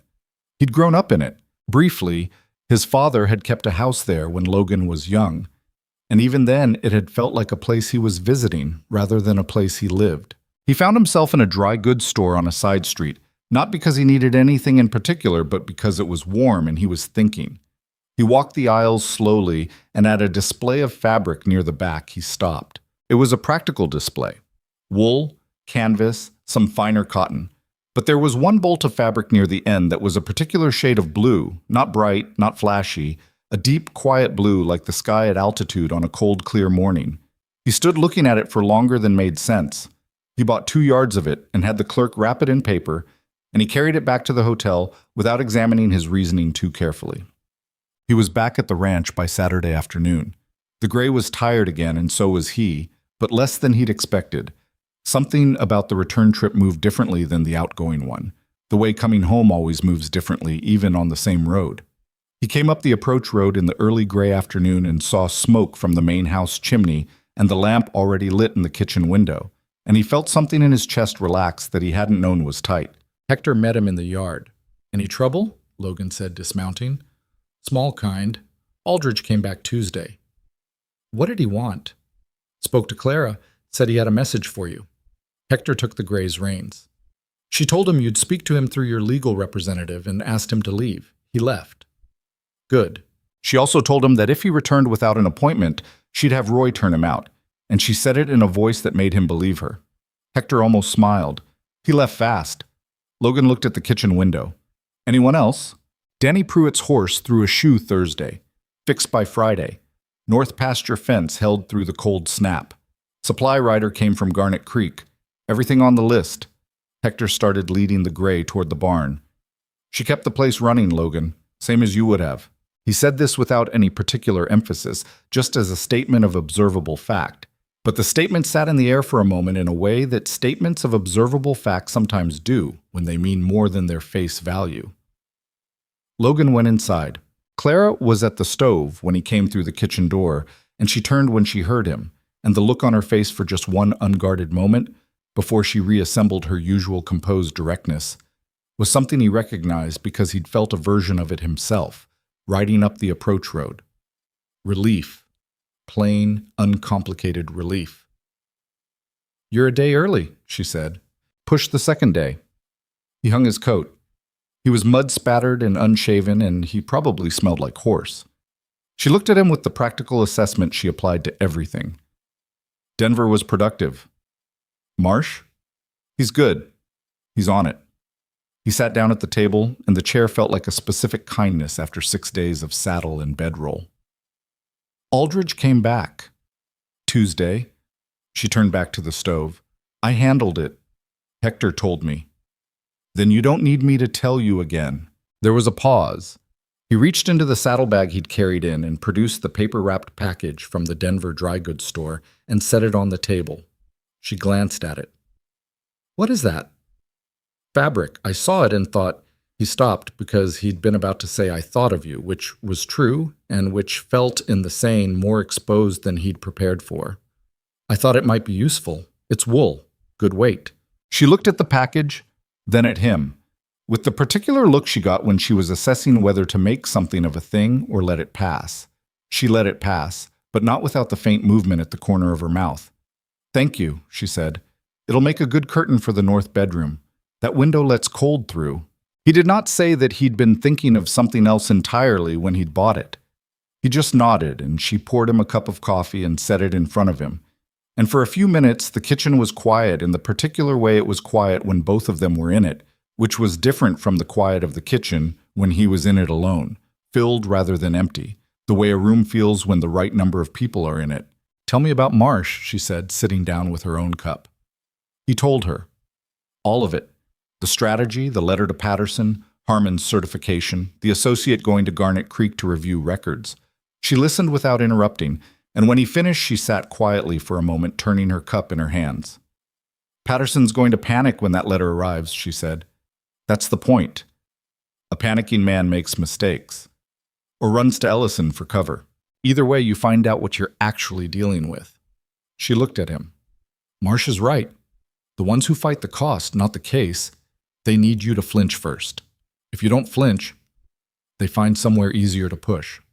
He said it almost in unison with her, because he'd said it to her before, and she had held it and given it back to him. Something passed between them in that moment that was too ordinary to be called significant and too specific to be called nothing. They were two people at a kitchen table, talking through a legal problem over coffee on a Saturday afternoon. And it was one of the most natural things Logan Whitaker had experienced in 15 years of living in this house. He did not say that either, but it stayed with him. November deepened and the ranch moved into its winter rhythm. The days got shorter and colder and the work changed its character. Less of the driving, open-range work of the warmer months and more of the sustained, close-in labor of maintenance and preparation, checking structures against the coming hard freeze, making sure the feed stores were adequate, tending the stock with the extra attention that cold weather required. Logan worked. Clara worked. The hands worked. The ranch functioned the way a well-run thing functions. Not perfectly, because nothing functions perfectly, but solidly, with most problems solved before they became crises, and the ones that weren't solved dealt with quickly when they surfaced. There were small moments that accumulated without announcement. The morning he came in from the barn at dawn and found her at the kitchen table with her account book and a cold cup of coffee because she'd forgotten to drink it, absorbed in some calculation, and he refilled her cup without comment, and she said thank you without looking up. The afternoon they spent 3 hours fixing the east chimney flashing together because the handyman from town hadn't shown, and it needed doing before the next snowfall. And she worked with the same practical unself-consciousness on a roof in cold wind that she brought to everything. And when they came back inside and she had chimney soot on her face that she didn't know about, he told her, and she wiped at it with her sleeve in approximately the wrong direction, and they were both briefly undignified about it, in the way of people who are comfortable enough with each other to be undignified. The afternoon Roy Calloway's horse came back to the barn without Roy, which meant Roy was somewhere on the North Range without a horse, and Logan was saddled and moving before anyone else had fully processed the situation. Clara had supplies packed for the search by the time Hector and Danny were ready to ride. They found Roy 3 miles out. He'd been thrown when the horse spooked at something in the brush, and he'd twisted his ankle badly enough that he couldn't walk, and he'd been sitting against a boulder for 2 hours in 20-degree weather with his hat pulled down and his temper up. He was fine, ultimately, and it took him a week to admit that the ankle was more than a minor twist, and Clara put up with his stubbornness about it in the patient, practical way she handled most of the hand's stubbornness about injuries, which was to ignore what they said and watch what they did and address it accordingly. She told Roy his ankle was sprained, not broken, but that he needed to stay off it for 3 days, and Roy said he'd been working hurt since before she was born. And she said that was probably why he walked the way he did, and Roy laughed in spite of himself, which was the whole point. Logan watched this from the barn doorway and felt something he could only describe as the particular satisfaction of a thing fitting correctly in its place. The letter from Marsh arrived in the second week of November, and it was not the letter Logan had expected. He'd expected an update on Patterson, or the Garnet Creek records search, or Harmon's certification. What he got instead was a letter that began with those things. All proceeding as planned, Patterson had responded to Marsh's inquiry with a formal but clearly nervous reply. The Garnet Creek records search was underway, and then moved to a paragraph that made Logan set the letter down on the desk and sit for a moment before picking it up again. The Denver survey firm that Aldridge had mentioned, the one allegedly implicated in falsified documentation in 2 other counties, had indeed been the subject of a state land board inquiry. The inquiry had closed the previous year. 2 cases of falsified boundary surveys had been confirmed. Both cases involved properties in the southern part of the state. Neither case involved Theodore Harmon's work, which was what mattered for the Whitaker property. But what Marsh had found in reviewing the inquiry records was something else. Warren Ellison had been a witness in the inquiry, not as a victim of falsified work, as a complainant who had initiated one of the two confirmed cases, which meant that Ellison knew, better than most people, exactly how a survey falsification charge worked, what it required, what it looked like, how to build one, and how to get a land office clerk to move it forward. He'd watched it happen once. Now he was applying the same model to Logan's property. "He's not guessing," Logan said aloud to the empty room. He took the letter to the kitchen, which was where he took most things now that needed thinking through. Clara read it without his having to explain the significance. She read it twice, actually, which she did when something mattered. The first pass for information, the second for implication. "He built the playbook," she said, "and he's running it against me. Which means Marsh knows the playbook too." Logan looked at her. She was right, and the rightness of it cut through the cold feeling the letter had given him. Marsh had been the one to find the inquiry records. Marsh had put together what they meant. If Ellison had studied that inquiry to learn how to run a false survey challenge, then Marsh had now studied it to learn how to defend against one. "I need to write to Marsh today," Logan said. "I'll have the letter ready to go with the morning rider." She put the letter back on the table. "Does this change how worried you are?" He considered the question honestly. "It makes the threat clearer. I don't know if that's more worrying or less. Knowing the shape of a thing is usually better than not knowing. Usually." She stood and went back to what she'd been doing before he'd come in with the letter. There was a pot on the stove that needed attention and a supply list that needed finishing for the Friday order. And he sat at the table and drafted his letter to Marsh with the careful, methodical attention of a man who has decided to be the kind of opponent that makes a fight not worth the effort. Well, it was that same evening after supper when the thing that had been building for 2 months finally came to a point. The hands were in the bunkhouse. Hector had gone to bed early because he was coming down with something he refused to call a cold. The main house was quiet. The fire in the sitting room banked low. The kitchen lamp the only real light. Logan was at the desk with the ranch account book, doing the year-end calculation he did every November. What they'd made, what they'd spent, what the next season needed. Clara came through on her way to her room, which was the small room off the kitchen that she'd taken when she arrived, and made entirely functional without any personal decoration except a quilt on the bed that she'd brought with her from her last posting. She stopped in the doorway of the sitting room. "You're still working," she said. "Year-end accounts." She came in and sat in the chair across from his desk. Not the chair she usually sat in, which was the one nearer the fire, but the closer one, the one that put her directly in his line of sight when he looked up from the account book. He noticed this without remarking on it. "Logan," she said. Something in the way she said his name, the deliberate quality of it, like she'd decided something before she came in and was now executing the decision, made him put the pen down. "I've been thinking," she said. "About?" She looked at him in that direct way she had, but there was something underneath it now that he hadn't seen before or hadn't let himself see. Something that was not wariness, not the managed carefulness she usually maintained, but something more exposed. The face of a person who has decided to say a true thing and is in the process of saying it. "About whether I'm staying," she said. The room was very quiet. The fire made its small sound. "You're thinking about leaving," he said. He kept his voice level, which took an effort. "I'm thinking about whether I should." She held his gaze. "I've been here 3 months. I've never stayed anywhere this long. I told you when I came that I kept moving, and that was the truth. It was the truth when I said it." She paused. "It's less true now." He waited. "The problem," she said, "is that I don't know if I'm staying because this place is worth staying for, or because you are." She said it without apology, which was the only way she knew how to say difficult things.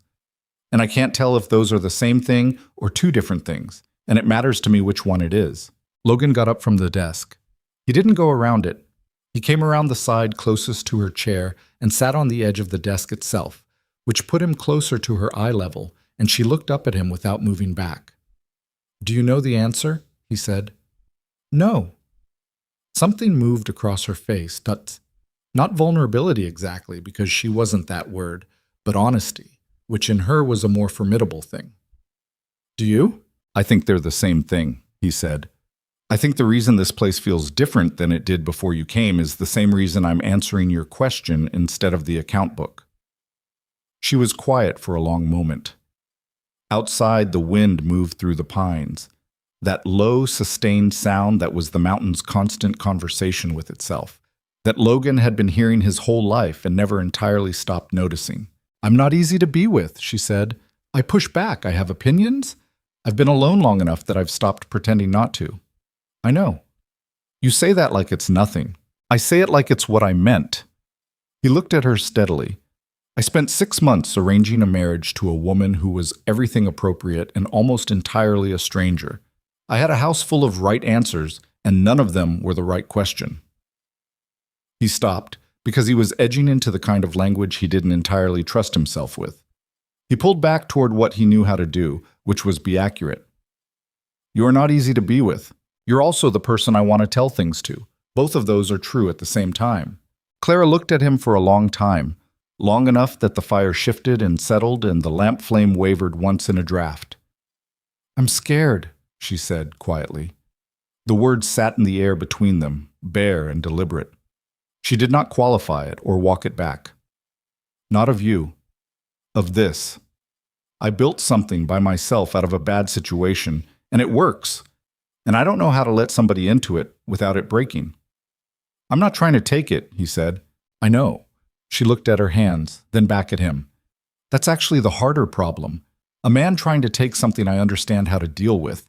A man who isn't—" She stopped and looked at the window for a moment, at the dark glass and the shapes of the pines beyond. "I don't know what to do with someone who just wants to be in the room." He thought about what to say, and then he said the true thing, which was, "Neither do I. Not really." He looked at his own hands for a moment. "I've been running this ranch alone for 15 years, and I've gotten very good at not needing anyone. That's not the same as being good at having someone." She almost smiled. It was not quite a smile, but it was near it, and it was more of a gift than he'd been expecting. "That's honest," she said. "You told me once that was at least something." "I did." She stood up, and he was suddenly aware of how close she was. Close enough that he could see the 3 small lines at the corner of her left eye that came from years of squinting into open country light, close enough to see the slight unevenness of her breath. "I'm not leaving," she said. "Not yet. Not unless something changes that changes it." He nodded. He didn't reach for her, though something in him wanted to. This was not the moment for that, and he knew it, and she would know that he knew it, which was part of the point. Some things moved at the speed they moved, and forcing them only broke them. "All right," he said, "just that." She nodded once and stepped back, and the distance between them returned to something more ordinary. "Finish your accounts," she said. "It's late." She went to her room.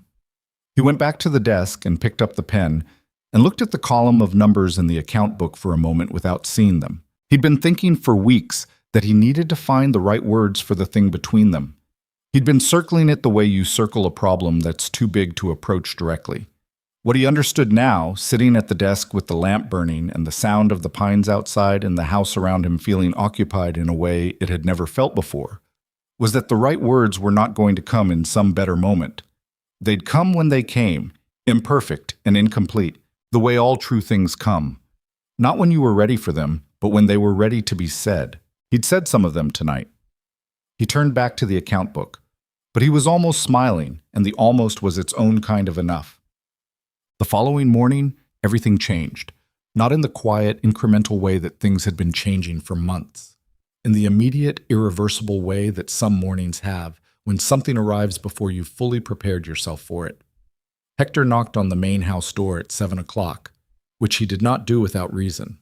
His face, when Logan opened the door, had the particular set of a man who is managing what he knows before he says it.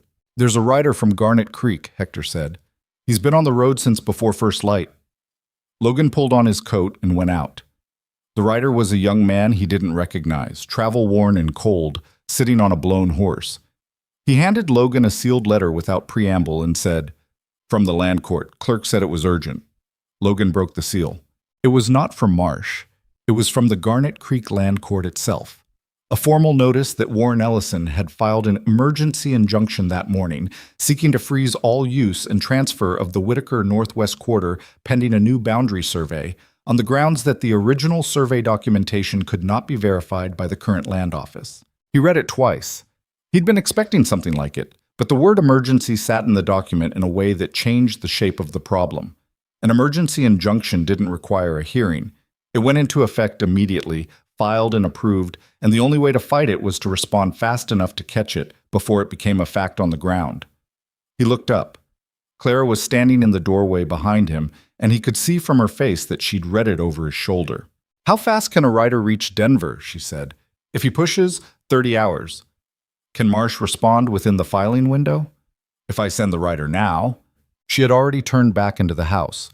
By the time he'd told the Garnet Creek rider to rest his horse and eat something in the bunkhouse, she was at the kitchen table with paper and ink, writing the cover letter to Marsh because her handwriting was clearer than his, and her letters said exactly what they needed to say without anything extra.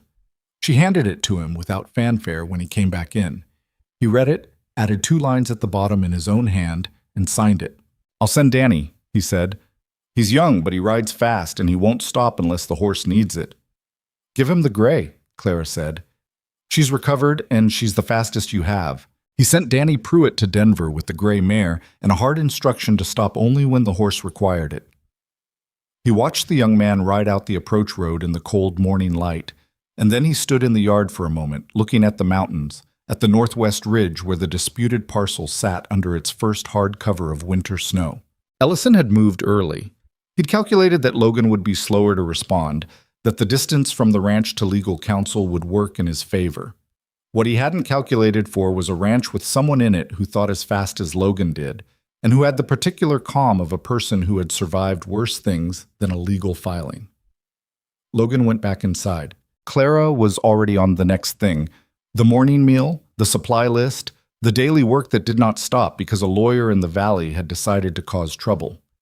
She moved through the kitchen with the focused efficiency that he'd watched for 3 months now, and still found, in some way he didn't know how to explain, reassuring. "Ellison thinks he can panic you," she said, without looking up from the stove. "I know. He doesn't know you. He's going to find that out." She looked at him then, briefly, with that particular directness, and in it, underneath the practicality and the assessment and all the careful management of a woman who had learned to rely on herself and had not quite stopped, was something steady and clear, something that had been building for months the way the season had been building, slow and inevitable and now fully present. He held her gaze for a moment. Then he poured himself a cup of coffee and sat down at the table, and she brought the biscuits from the oven, and they ate breakfast in the way they'd been eating it for weeks, side by side, in the same orbit, not requiring more words than the morning needed. But the words that had been spoken the night before were still in the room. They didn't go away just because the morning had arrived with its own demands. If anything, they settled more firmly in the hours that followed, the way a foundation settles, not dramatically, but deeper, becoming something you can build on. Outside, Danny Pruitt was already an hour down the road to Denver with the gray mare running hard. And Logan Whitaker, for the first time in 15 years of fighting for this land alone, did not feel like he was fighting alone. Danny Pruitt made it to Denver in 28 hours. He arrived at the offices of Marsh and Dunleavy at 6:30 in the morning, before the building was officially open, and knocked on the door with the particular urgency of a 19-year-old who has been riding through the night and has not yet learned to doubt whether what he's doing matters. A clerk let him in. Marsh himself arrived at 7, read Logan's letter and Clara's covering note, and had a response drafted and filed with the state land court by noon of the same day. Logan didn't know any of this yet. He was at the ranch, working, because there was nothing else to do while Danny was on the road, and the legal machinery was either moving or it wasn't. He moved cattle in the north pasture with Hector and 2 other hands, which was cold, physical work that left no room in the mind for anything except the immediate problem of the animal in front of you. He repaired a section of roof on the smaller barn that had been flexing under wind load. He went through the winter feed calculation with Roy, who was walking normally again and pretending he'd never had a problem with his ankle. In the evenings, he sat at his desk and worked through correspondence and account books, and Clara brought coffee without being asked, and they talked about ranch logistics with the ease of 2 people who have been talking about ranch logistics for months, and have developed a shared shorthand for it. The legal situation sat underneath these conversations like a stone at the bottom of a clear stream, visible, present, not blocking the flow, but altering it. He told her what he was worried about on the fourth night, which surprised him slightly, because he didn't usually tell people what he was worried about. If Marsh can't get the injunction lifted in time, he said, Ellison can bring his own surveyor onto the northwest parcel before the snow melts. Once a second survey is filed, even a fraudulent one, it creates a competing record. That's harder to fight. How much time does Marsh have? The filing window closes in 12 days. Clara was quiet for a moment, her hands around her coffee cup. And if the injunction stands, then we're in a hearing, which is what Ellison wants. He looked at the lamp flame. Hearings cost money and time. He can tie up that parcel for 2 years if he gets the right process going. Even if I win eventually, I lose the use of the water rights during the dispute, which affects the summer grazing for the entire North herd. She absorbed this. Is there anything that can be done at the Garnet Creek end? Something that doesn't wait for Denver? He looked at her. What are you thinking? Patterson, the land office clerk. She turned her cup in her hands, the way she did when she was working through something. Marsh sent a formal letter. Patterson responded formally. But a man who's been having dinner at Ellison's house is not operating formally. He's operating on an informal arrangement, which means he's worried about a different kind of exposure than a legal one. She paused. If someone went to Garnet Creek and asked the right questions in the right places, not legal questions, just questions, Patterson would know his situation was being looked at from more than one direction. You're talking about pressure. I'm talking about information. If Patterson understands that people in Garnet Creek know about his dinners with Ellison, and that this information is in motion, that changes his calculation, a man protecting a quiet arrangement doesn't want noise. Logan looked at her for a long moment. It was not a complicated idea. It was, in fact, a very direct idea, which was characteristic. Who goes to Garnet Creek? Someone he doesn't know. Someone who can ask questions without looking like they're asking questions. She met his gaze steadily. I know how to talk to people. He shook his head before she'd finished the sentence. Logan, no. He said it without heat, but definitively. Ellison is not a careful man. He's an aggressive one. A man like that, if he feels the walls moving in, doesn't always respond the way a rational person would. I've dealt with aggressive men. I know you have.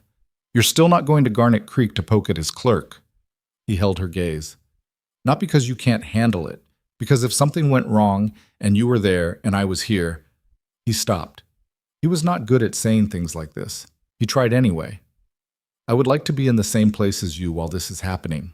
She looked at him with an expression that was not quite surrender, but was the version of it that a person like Clara had access to. A deliberate, considered recognition that a point had been made.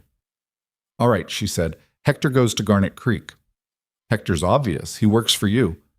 Hector knows how to be subtle when it serves him. She thought about this. Send Roy with him. Roy looks like a man passing through. Roy's ankle is fine. He's been pretending it isn't because he enjoys the attention. There it was, the dry, minimal humor, perfectly timed. Send them both.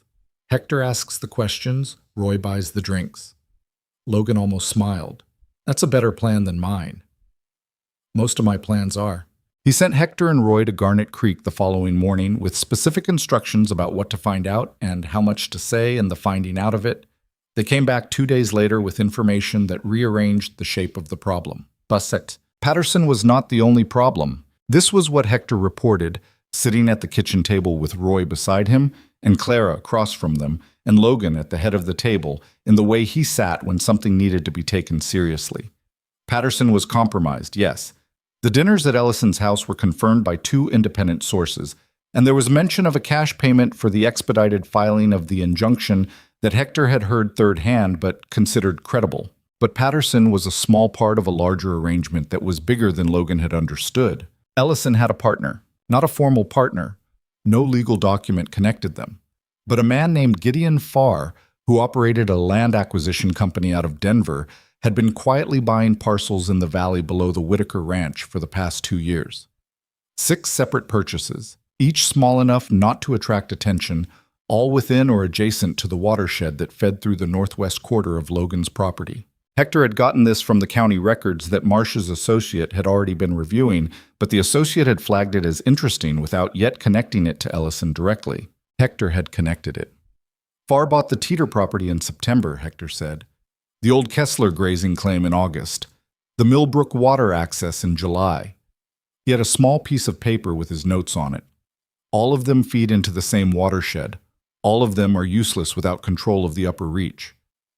Which runs through my northwest quarter, Logan said. The creek through your northwest parcel is the key to the whole system. If Farr gets control of it, the downstream properties become significantly more valuable. Valuable enough to develop, potentially valuable enough to sell to the rail company that's been surveying the valley for a possible spur line. The room was quiet. Ellison, Logan said slowly, is not doing this for himself. Ellison is being paid, Hector said.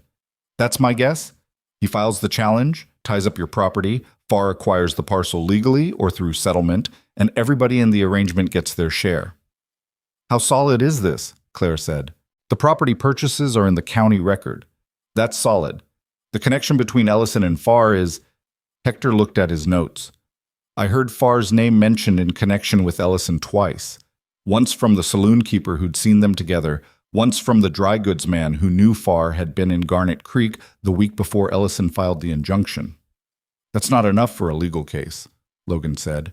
No, but it's enough to change the strategy. He looked at Logan. This isn't a boundary dispute anymore.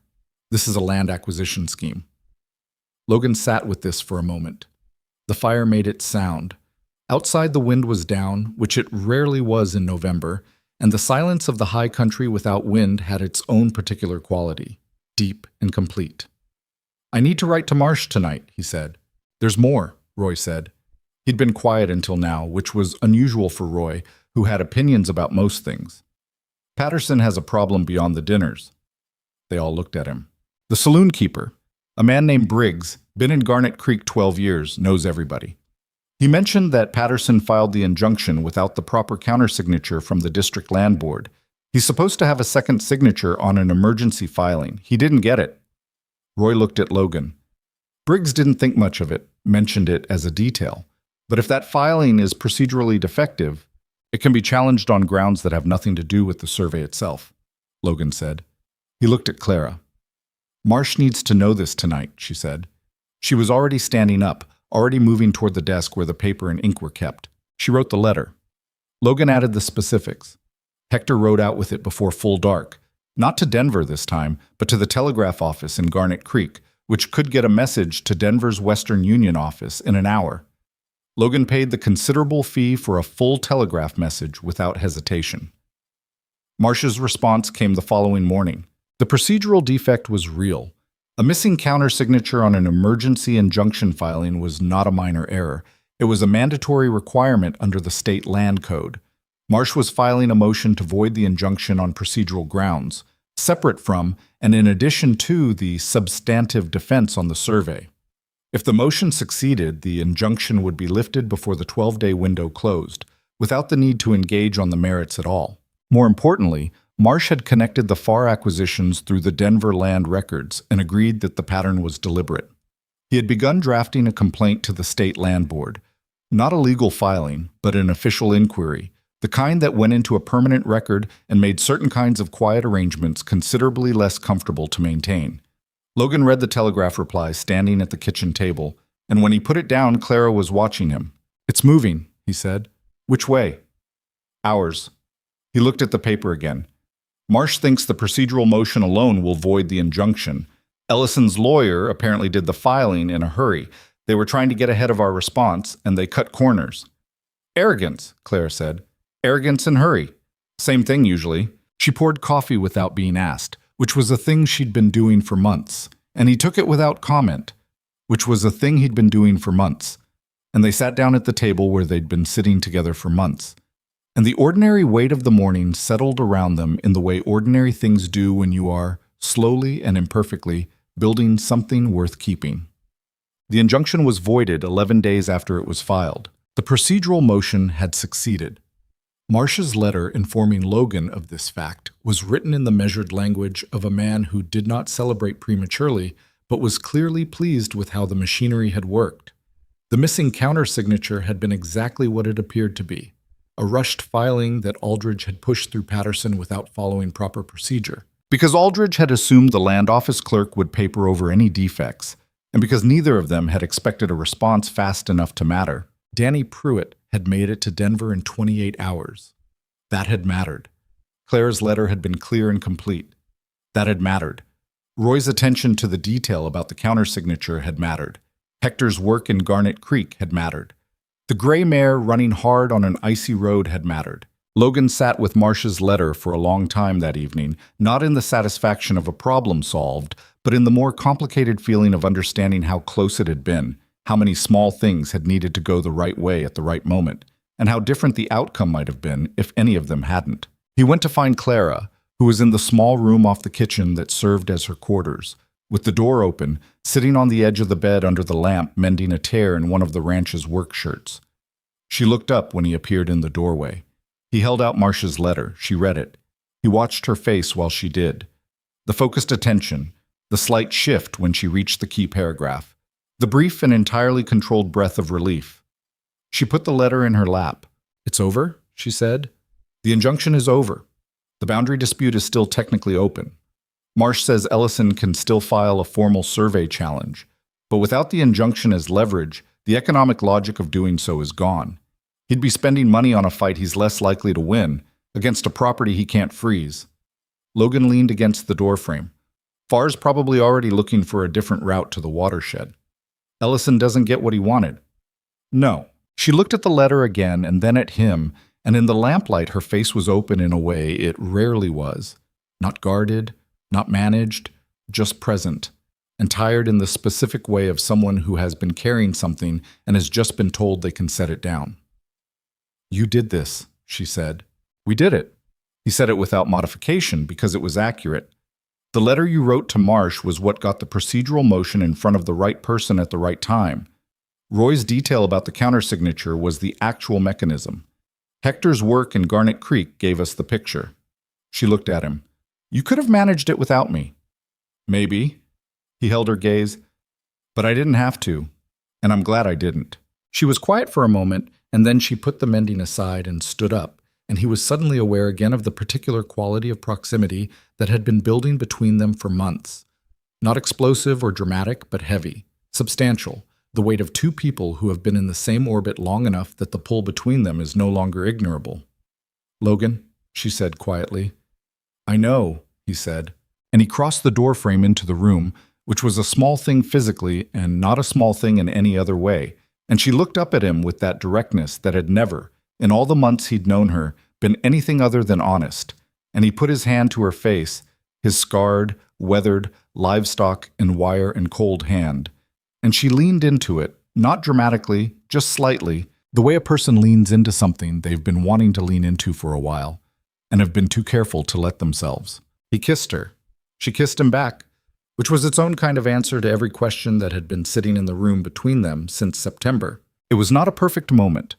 The lamp was too bright, and the room was too small, and he was still holding Marcia's letter in his other hand, which he eventually set down on the small table by the door without looking away from her. But it was real, entirely real, the way only imperfect things are entirely real. And when they finally separated, she was looking at him with an expression that was not the guarded assessment he was used to from her, not the careful management of a woman who had been alone long enough to know how to protect herself. It was something more open than that, more willing, more like the beginning of a decision than the result of one. "I'm still not easy," she said. "I know. I'm going to have opinions about things. You always have had opinions about things. And I'm not going to stop being who I am because someone wants me to." He looked at her. He thought about the 14-room house that had been empty, and the kitchen that had felt like storage, and the dining table that had never had more than 3 people at it. He thought about 15 years of building something alone and not knowing that the missing part was not a thing you could order from a supply catalog or arrange through a banker in Denver. "I'm not asking you to stop being who you are," he said. "I wouldn't know what to do with someone who wasn't." She looked at him for a long moment, and then she picked up the mending from the bed and held it out to him. "Sit down," she said, "and talk to me while I finish this." He sat down in the chair beside the lamp, and she sat back on the edge of the bed with the mending, and they talked. About the ranch, about Marcia's next steps, about whether Danny Pruitt was going to make a decent cowhand if he ever stopped relying on nerve over skill, about the supply situation for December. It was the most ordinary conversation possible. It was the best conversation he'd had in a long time. December arrived and the ranch went fully into winter. The high country had no patience with the season's hesitations. The first serious snow came on the 3rd of December and it stayed, packing down under subsequent storms into the dense, lasting cover that would remain until March or April, depending on the year. The temperature at the ranch dropped to single digits at night and rarely climbed above the mid-20s during the day. The cattle were moved to the lower winter pasture. The hands kept the water troughs open with daily labor. The barn required constant attention. Logan and Clara moved through these weeks in the way they'd been moving through things for months, but with something different now, not in the surface of their daily work, which looked exactly the same to anyone watching, but underneath it, in the particular ease of two people who no longer have to manage the uncertainty of what they are to each other. They were not demonstrative. They were not the kind of people who became different people because something had changed between them. But the change was there, solid and factual, the way a good fence post is solid and factual. You don't look at it every day, but it's holding something. Hector knew. He said nothing about it, which was how Hector showed respect for things that were not his business. Roy knew. He also said nothing, though he did, on one occasion, wink at Danny Pruitt when Logan and Clara were both looking in a different direction, which Danny did not fully understand but filed away for later consideration. The letter from Evelyn Sinclair came in the second week of December, forwarded through the Garnet Creek Postal Office. She had the teaching position at the academy in Garnet Creek. She was living in a boarding house on the main street, which was not luxurious but was hers, which she seemed to find genuinely satisfying.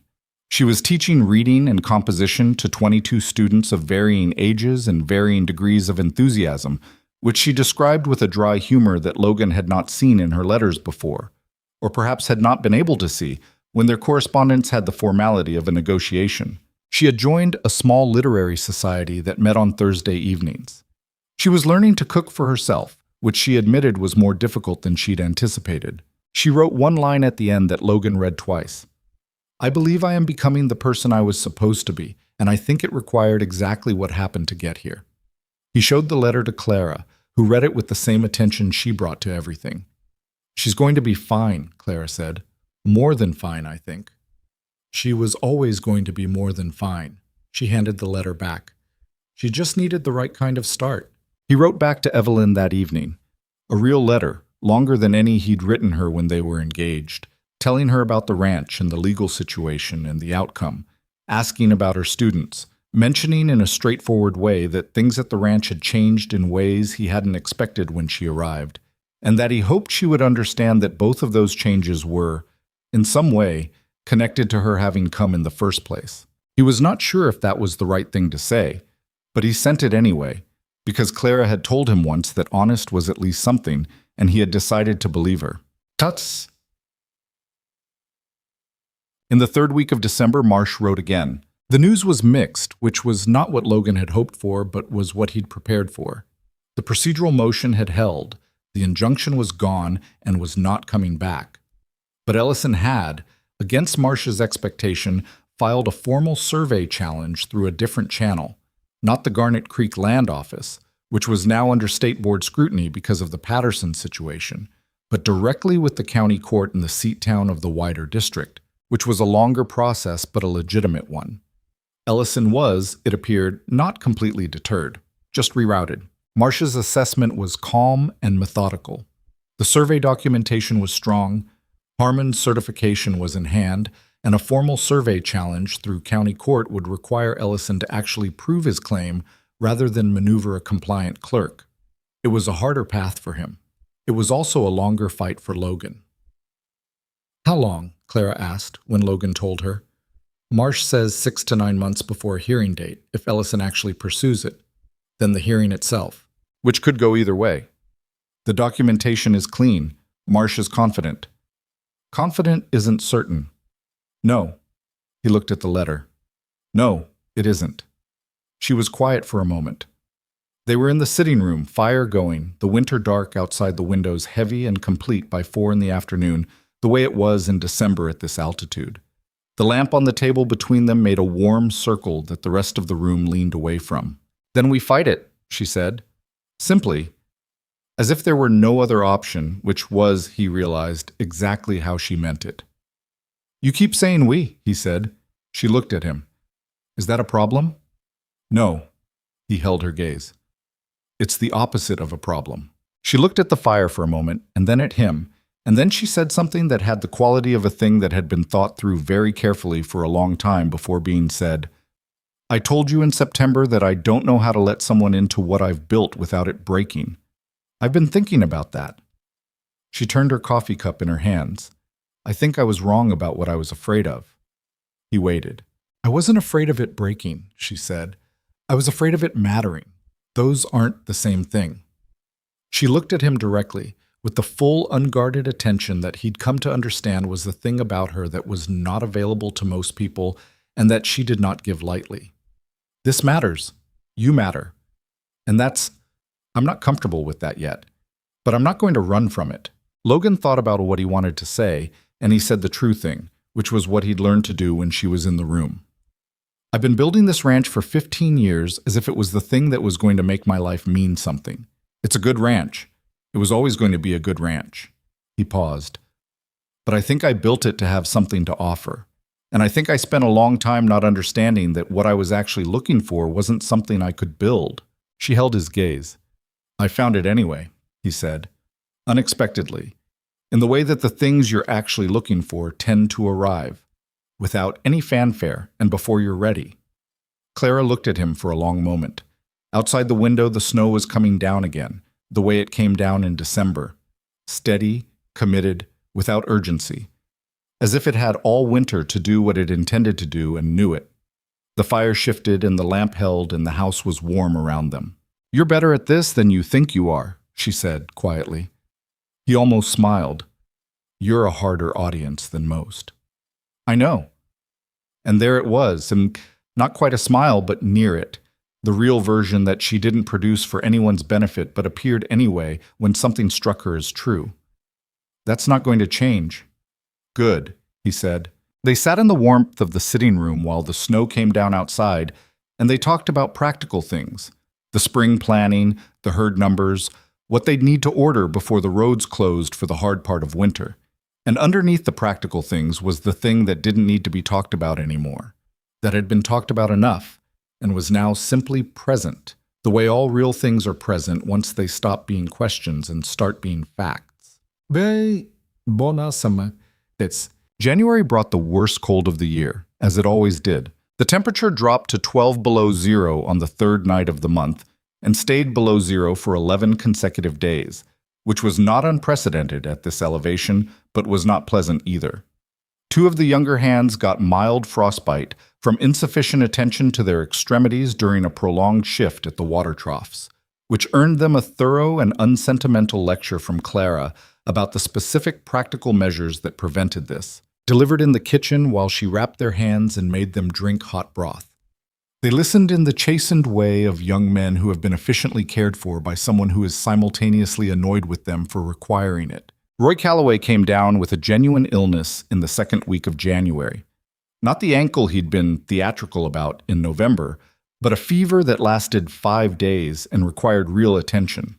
Clara managed it with the practical knowledge of a woman who had nursed sick people in isolated places without adequate resources, which was a different skill than the organized care available in cities and in some ways more effective because it did not waste anything.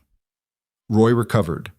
He was, for approximately 4 days after his recovery, considerably more cooperative than his usual self, and then he returned to normal. Logan watched the ranch through January the way he watched it every January, with the sustained attention of someone who knows that this is the season that kills things, the season that finds every weakness in a structure and makes it known.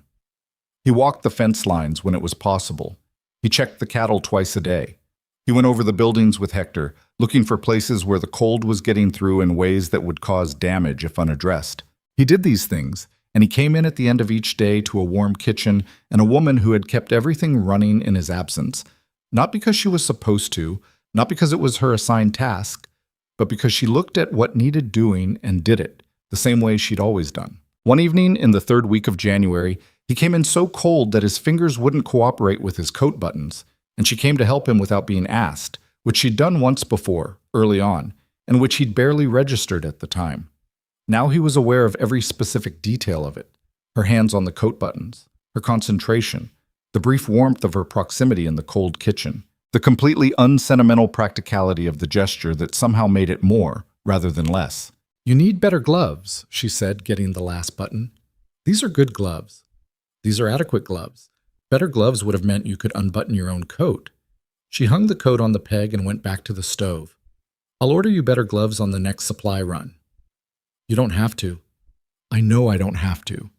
She looked at him over her shoulder. "I'm doing it anyway." He stood there for a moment in the warm kitchen, looking at the back of her head, at the dark hair pinned up with its usual escaped pieces falling loose, at the particular set of her shoulders that he'd learned to read the way you learn to read the sky for weather. Not perfectly, not always, but well enough to know what was coming. "Clara," he said. She turned and looked at him. "I want to ask you something." He said it carefully, not in the practiced way of a man who has rehearsed, but in the careful way of a man who hasn't rehearsed and knows it.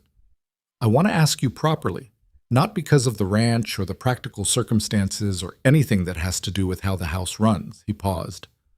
"I want to ask you because I don't want you to leave in the spring, and I don't want you to be here because you're employed, and I don't want to keep not saying the thing clearly."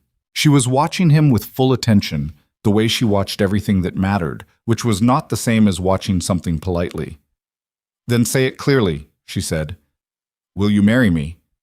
Not the ornate version, not the speech, just the question, direct and unembellished, the way he'd learned to ask things when what mattered was the answer. Clara looked at him. The fire made it sound. The January wind pressed at the north wall of the house, the same wall it always pressed at, the same house it had always pressed at, and the house held. "Yes," she said, "just that. No qualification, no condition, no lengthy caveat, just the plain affirmative of a woman who had thought about it for long enough that she knew what she meant." She turned back to the stove because the pot needed attention, and he stood in the kitchen doorway feeling a kind of lightness that was unfamiliar to him, that he didn't entirely know what to do with and didn't try to manage. "You're standing in the doorway," she said, without turning around. "I know. Come in or go out." He came in. The yes stayed in the kitchen the way a good fire stays. Not dramatic, not demanding attention, just present and warm, doing what it was supposed to do. They didn't make an announcement. There was no celebration, no formal moment in front of the hands, no letter sent immediately to anyone. Clara went back to tending the pot on the stove, and Logan went to wash up before supper, and the evening proceeded the way evenings on the ranch proceeded.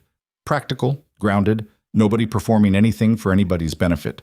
But somewhere in the house that night, in the particular quality of the silence between one room and the next, something had settled that had been unsettled for a long time. Hector found out the way Hector found most things, by paying attention without announcing that he was paying attention. He said nothing for 3 days, and then on the 4th day, when he and Logan were checking fence on the south boundary in a cold that had finally begun to ease towards something survivable, he said, without preamble and without looking away from the post he was testing, "She said yes." "She did," Logan said.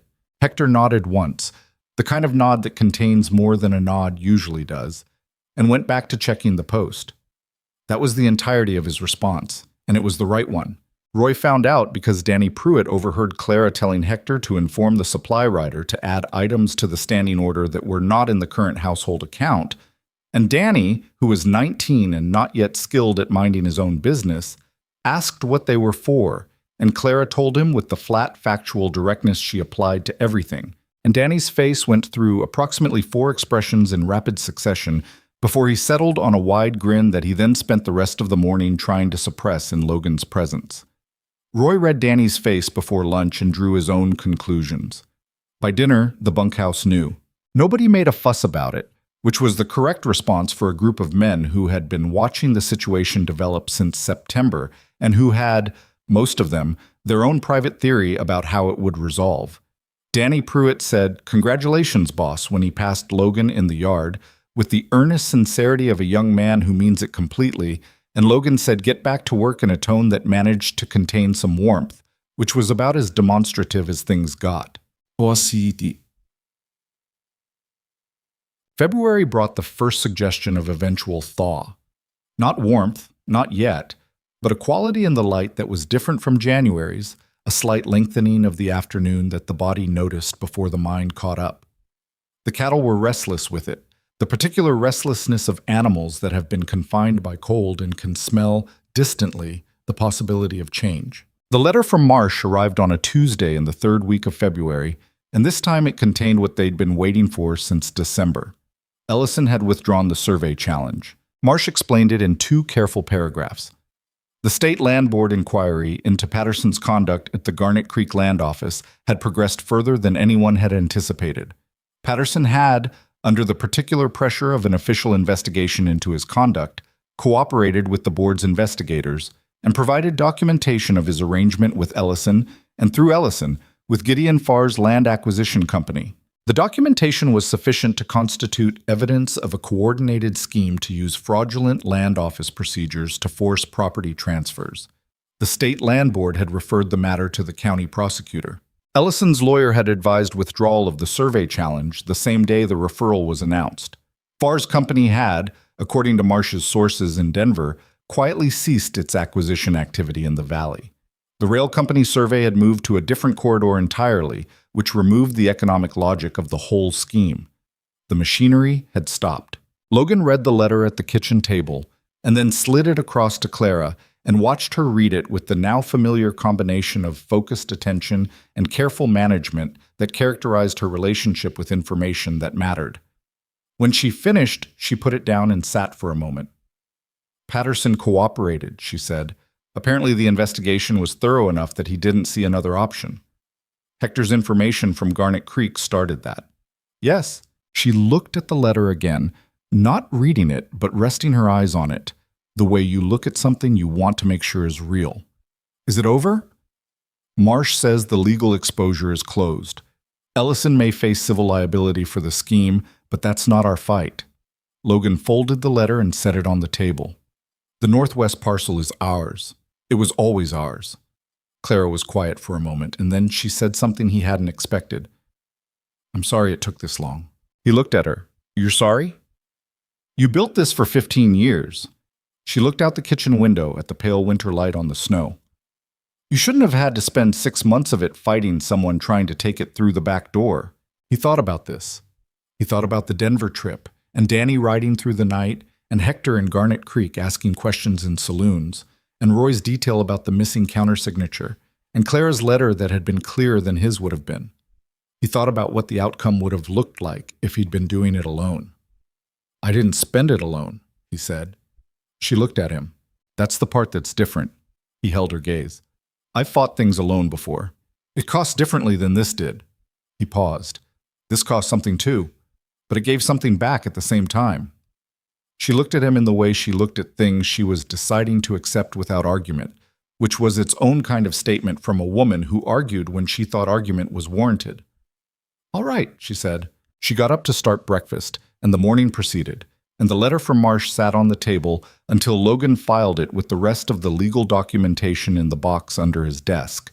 The chain of title, the original survey, Harmon's certification, all of it gathered in one place, the record of a thing that had been fought for and kept.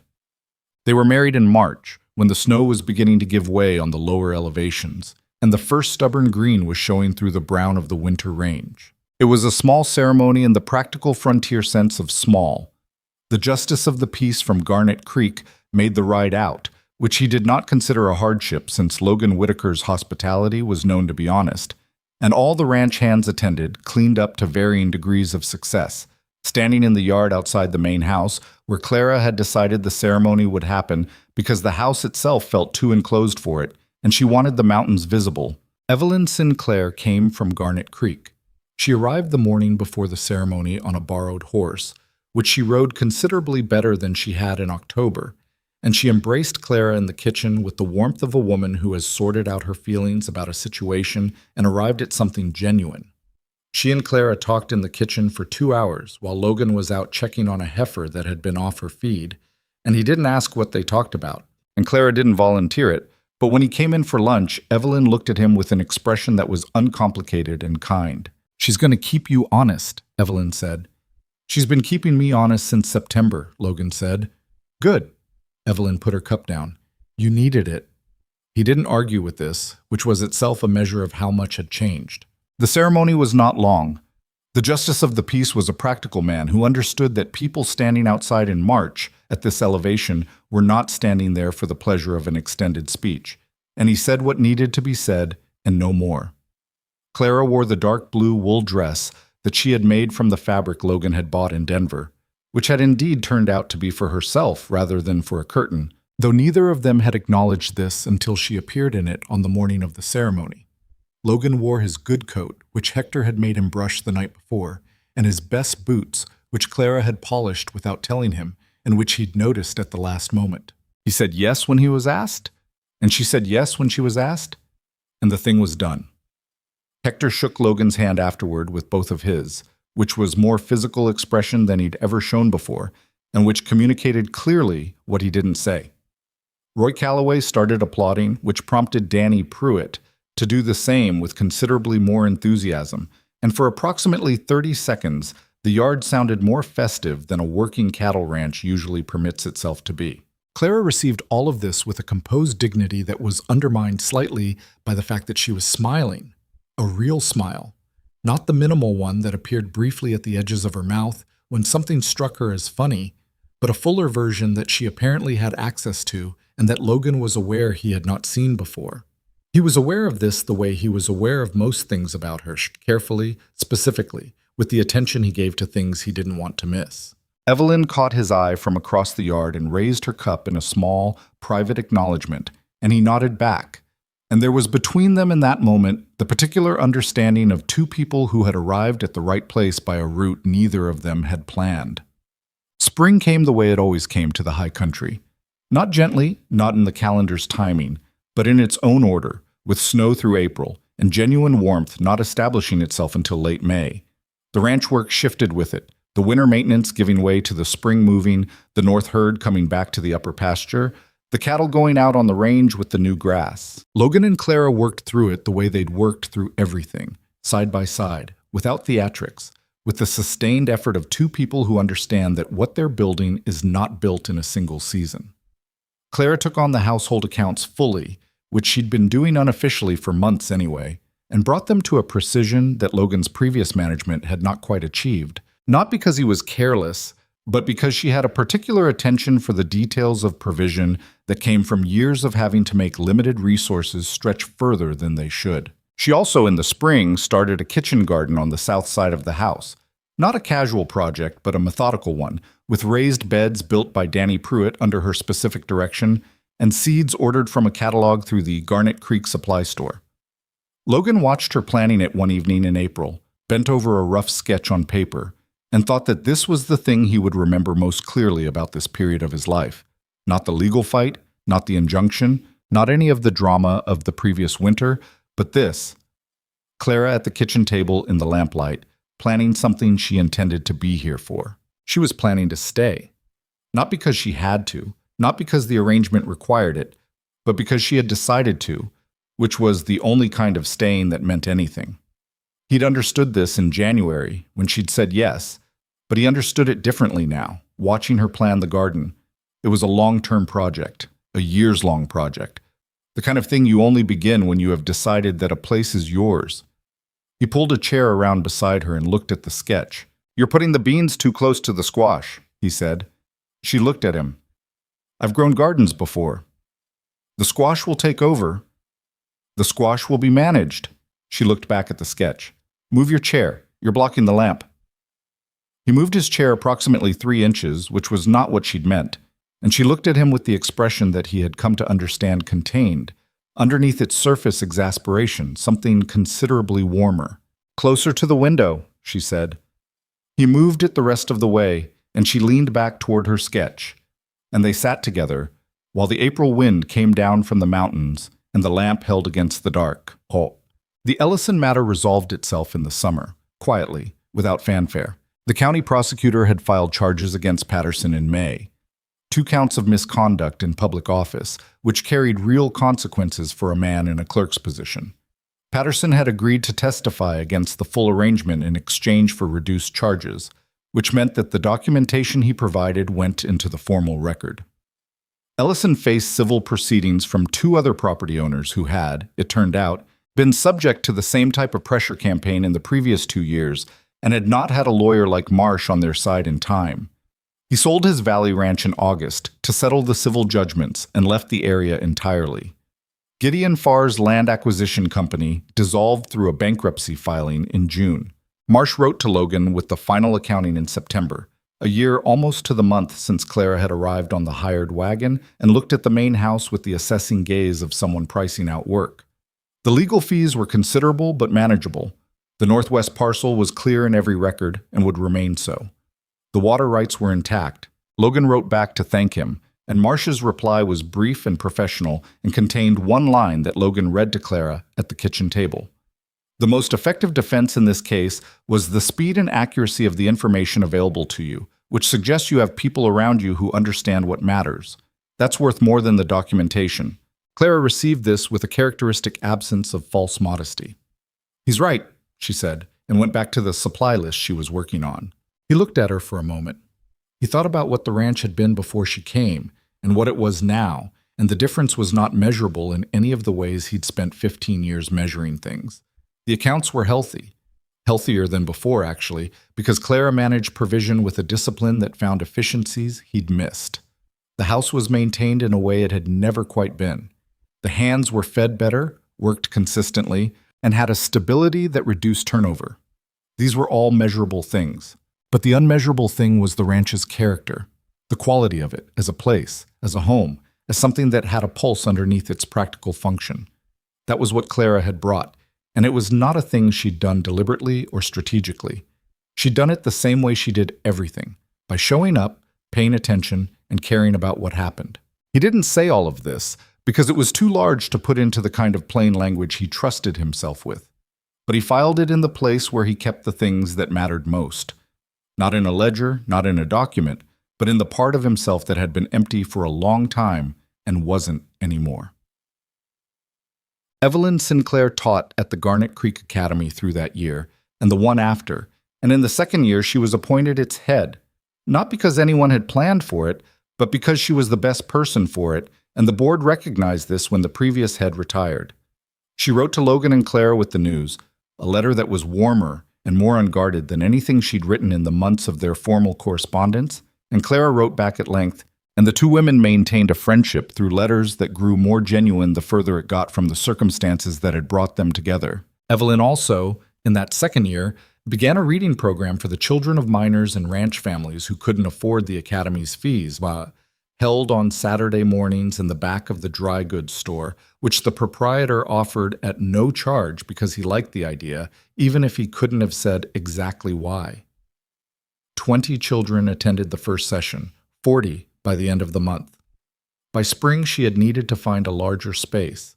Logan heard about this from Hector, who had it from the supply rider who came from Garnet Creek. He mentioned it to Clara over supper. "She's building something," Clara said. "Yes." She was always going to build something. She just needed to find out what it was. He thought about what Evelyn had told him on the porch in October, wrapped in her wool shawl, looking at the mountains. "I think I need to figure out what my life is actually supposed to look like. Not what it was supposed to look like on paper." She'd figured it out. It looked like 20 children in a dry goods store learning to read on Saturday mornings, and a woman who had come west to be someone's wife discovering that what she was actually built for was something larger. He thought there was something worth holding in that. The idea that the right life rarely looks the way you planned it from the outside. That the version you imagined in advance is almost never the version that actually fits. What fits is the thing you find when the planned version falls through and you're honest enough to look at what's actually in front of you. He'd planned for Evelyn. What had actually fit was Clara. Not because Clara was better. That was too simple. But because she was real in the specific way that he was real, practical and direct, and scarred by difficulty, and not particularly interested in performing a version of herself that was easier to look at. They were not perfectly matched. They argued about things, the bean beds, the supply priorities, whether Danny Pruitt was ready to take on more responsibility, whether a new section of East Fence was necessary this season, or could wait until spring. Clara had opinions, and she expressed them, and she was right approximately as often as Logan was, which was not all the time, and they both knew it, and they worked it out the way you work out things with someone whose judgment you respect even when it differs from yours. That was the marriage. Not a picture. Not a smooth resolution to a difficult year. A living, ongoing negotiation between two people who had chosen each other clearly and were continuing to choose each other day by day in all the specific ordinary ways that choice actually looks like when you're living it rather than describing it. That, in the autumn of that second year, Clara's kitchen garden produced more than the house could use, which was exactly what she'd planned for. She sent the surplus with the supply rider to Garnet Creek, where it was distributed to 3 families who'd had a hard season. She did this without announcement and without expecting anything back for it, and Logan found out not from her but from the supply rider, who mentioned it as an aside. He brought it up that evening. "You sent the surplus to the Keller family," he said, "and the Martins, and old Mrs. Ferrance on the East Road." She didn't look up from the account book. "They had a harder summer than they should have. You didn't mention it." "It didn't need mentioning." She turned a page. "The garden produced more than we needed. That's what surplus is for." He looked at her, at the top of her dark head, the efficient movement of her pen down a column of figures, the piece of hair that had escaped its pin again and fallen forward beside her face. He thought about the woman who had climbed down from a wagon in September of last year and looked at a 14-room house with the eye of someone pricing work, and who had spent the year since turning it into something that sent its surplus to struggling families without considering it worth mentioning. He thought about what it meant to be rich. He had more money than he'd known what to do with for 10 years. He had land and cattle and a legal claim to water rights that a determined man had tried and failed to take from him. He had a banker in Denver and a lawyer with a third-floor office on a good street and 4,300 head of Hereford cattle on some of the best mountain range in Colorado. And he had a woman at his kitchen table who sent vegetables to the Keller family and didn't think it was worth mentioning. The money had never made him feel the way that did. There is a particular poverty that has nothing to do with what's in the bank. The poverty of a life organized entirely around accumulation, where everything that comes in is counted and everything that goes out is a loss. Logan had been living that way without knowing it. He'd built and kept and called it success. And it was. Measured in the right currency, but the measuring itself had been wrong. He'd been counting the wrong things. What you actually have, he understood now, is what remains after you've accounted for who you are in the world when nobody's watching. What remains when the arrangement falls through and the injunction is filed and the road is iced at 8,000 feet and the ranch needs to be kept running for 6 days while the man who owns it is gone. What remains is who shows up and what they do, and whether they do it because they have to or because they've decided that this is where they belong. Clara had decided. That was the wealth. That was the thing that no amount of cattle or acreage or water rights could buy or replicate. He'd spent 15 years building the ranch that would be worth something to another person. It had taken him considerably less time to understand that what made it worth something to him was not the ranch at all. That evening, after supper, they sat on the front porch in the last of the September light. Not warm, not at this elevation in September, but bearable. The kind of cold that requires a coat but rewards the wearing of it with the particular clarity of high country autumn air. The mountains visible to the west in the long sideways light. The cattle moving in the lower pasture. The whole ranch laid out in the quiet of early evening, the way it laid out every evening. Clara had her hands wrapped around a coffee cup. Logan had his around his own. They sat the way they'd been sitting together for a year now, without requiring anything from the silence, without filling it, just present in it, which was its own kind of thing that took a long time to arrive at, and was not available to people who hadn't done the work of getting there. "I used to sit out here alone," Logan said. "I know." She looked at the mountains. It didn't feel like this. She turned her head and looked at him in that direct, unguarded way she had when she wasn't managing anything, and the thing itself was just visible.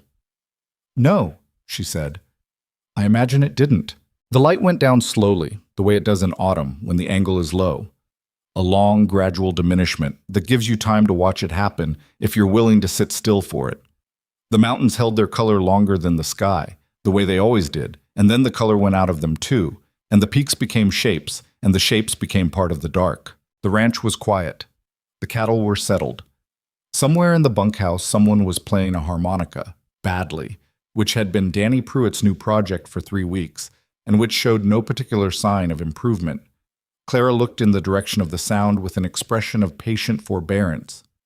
"He's going to keep doing that," Logan said. "I know." She drank her coffee. "I told him he could practice until 8 o'clock. He'll be terrible at 8 o'clock, the same as he is now."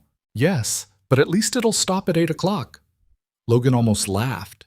Not quite. He wasn't a man who laughed easily, which Clara knew and which she had never tried to change, which was one of the things he valued most about her. But something near it, the internal version of it, that she could apparently read in him now, in the same way she read everything she paid attention to. "What?" she said. "Nothing."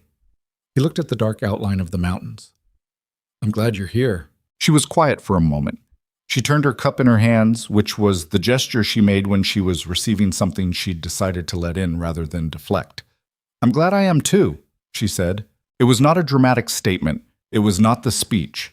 It was the plain, accurate, sufficient truth of two people who had found each other in the unremarkable way that most true things are found, not in a lightning moment, but in the accumulated weight of ordinary days, in the coffee already made, and the coat buttons, and the letter written clearly, and the surplus garden sent to the families who needed it, in the thousand small specific acts that together made a life that was not a picture of a life, but the actual thing. That was the end of it, and also the beginning. The way all real endings are also beginnings if you stay long enough to find out what comes after the hard part. The harmonica stopped at 8 o'clock, exactly as promised. The mountains held the dark. The ranch was home,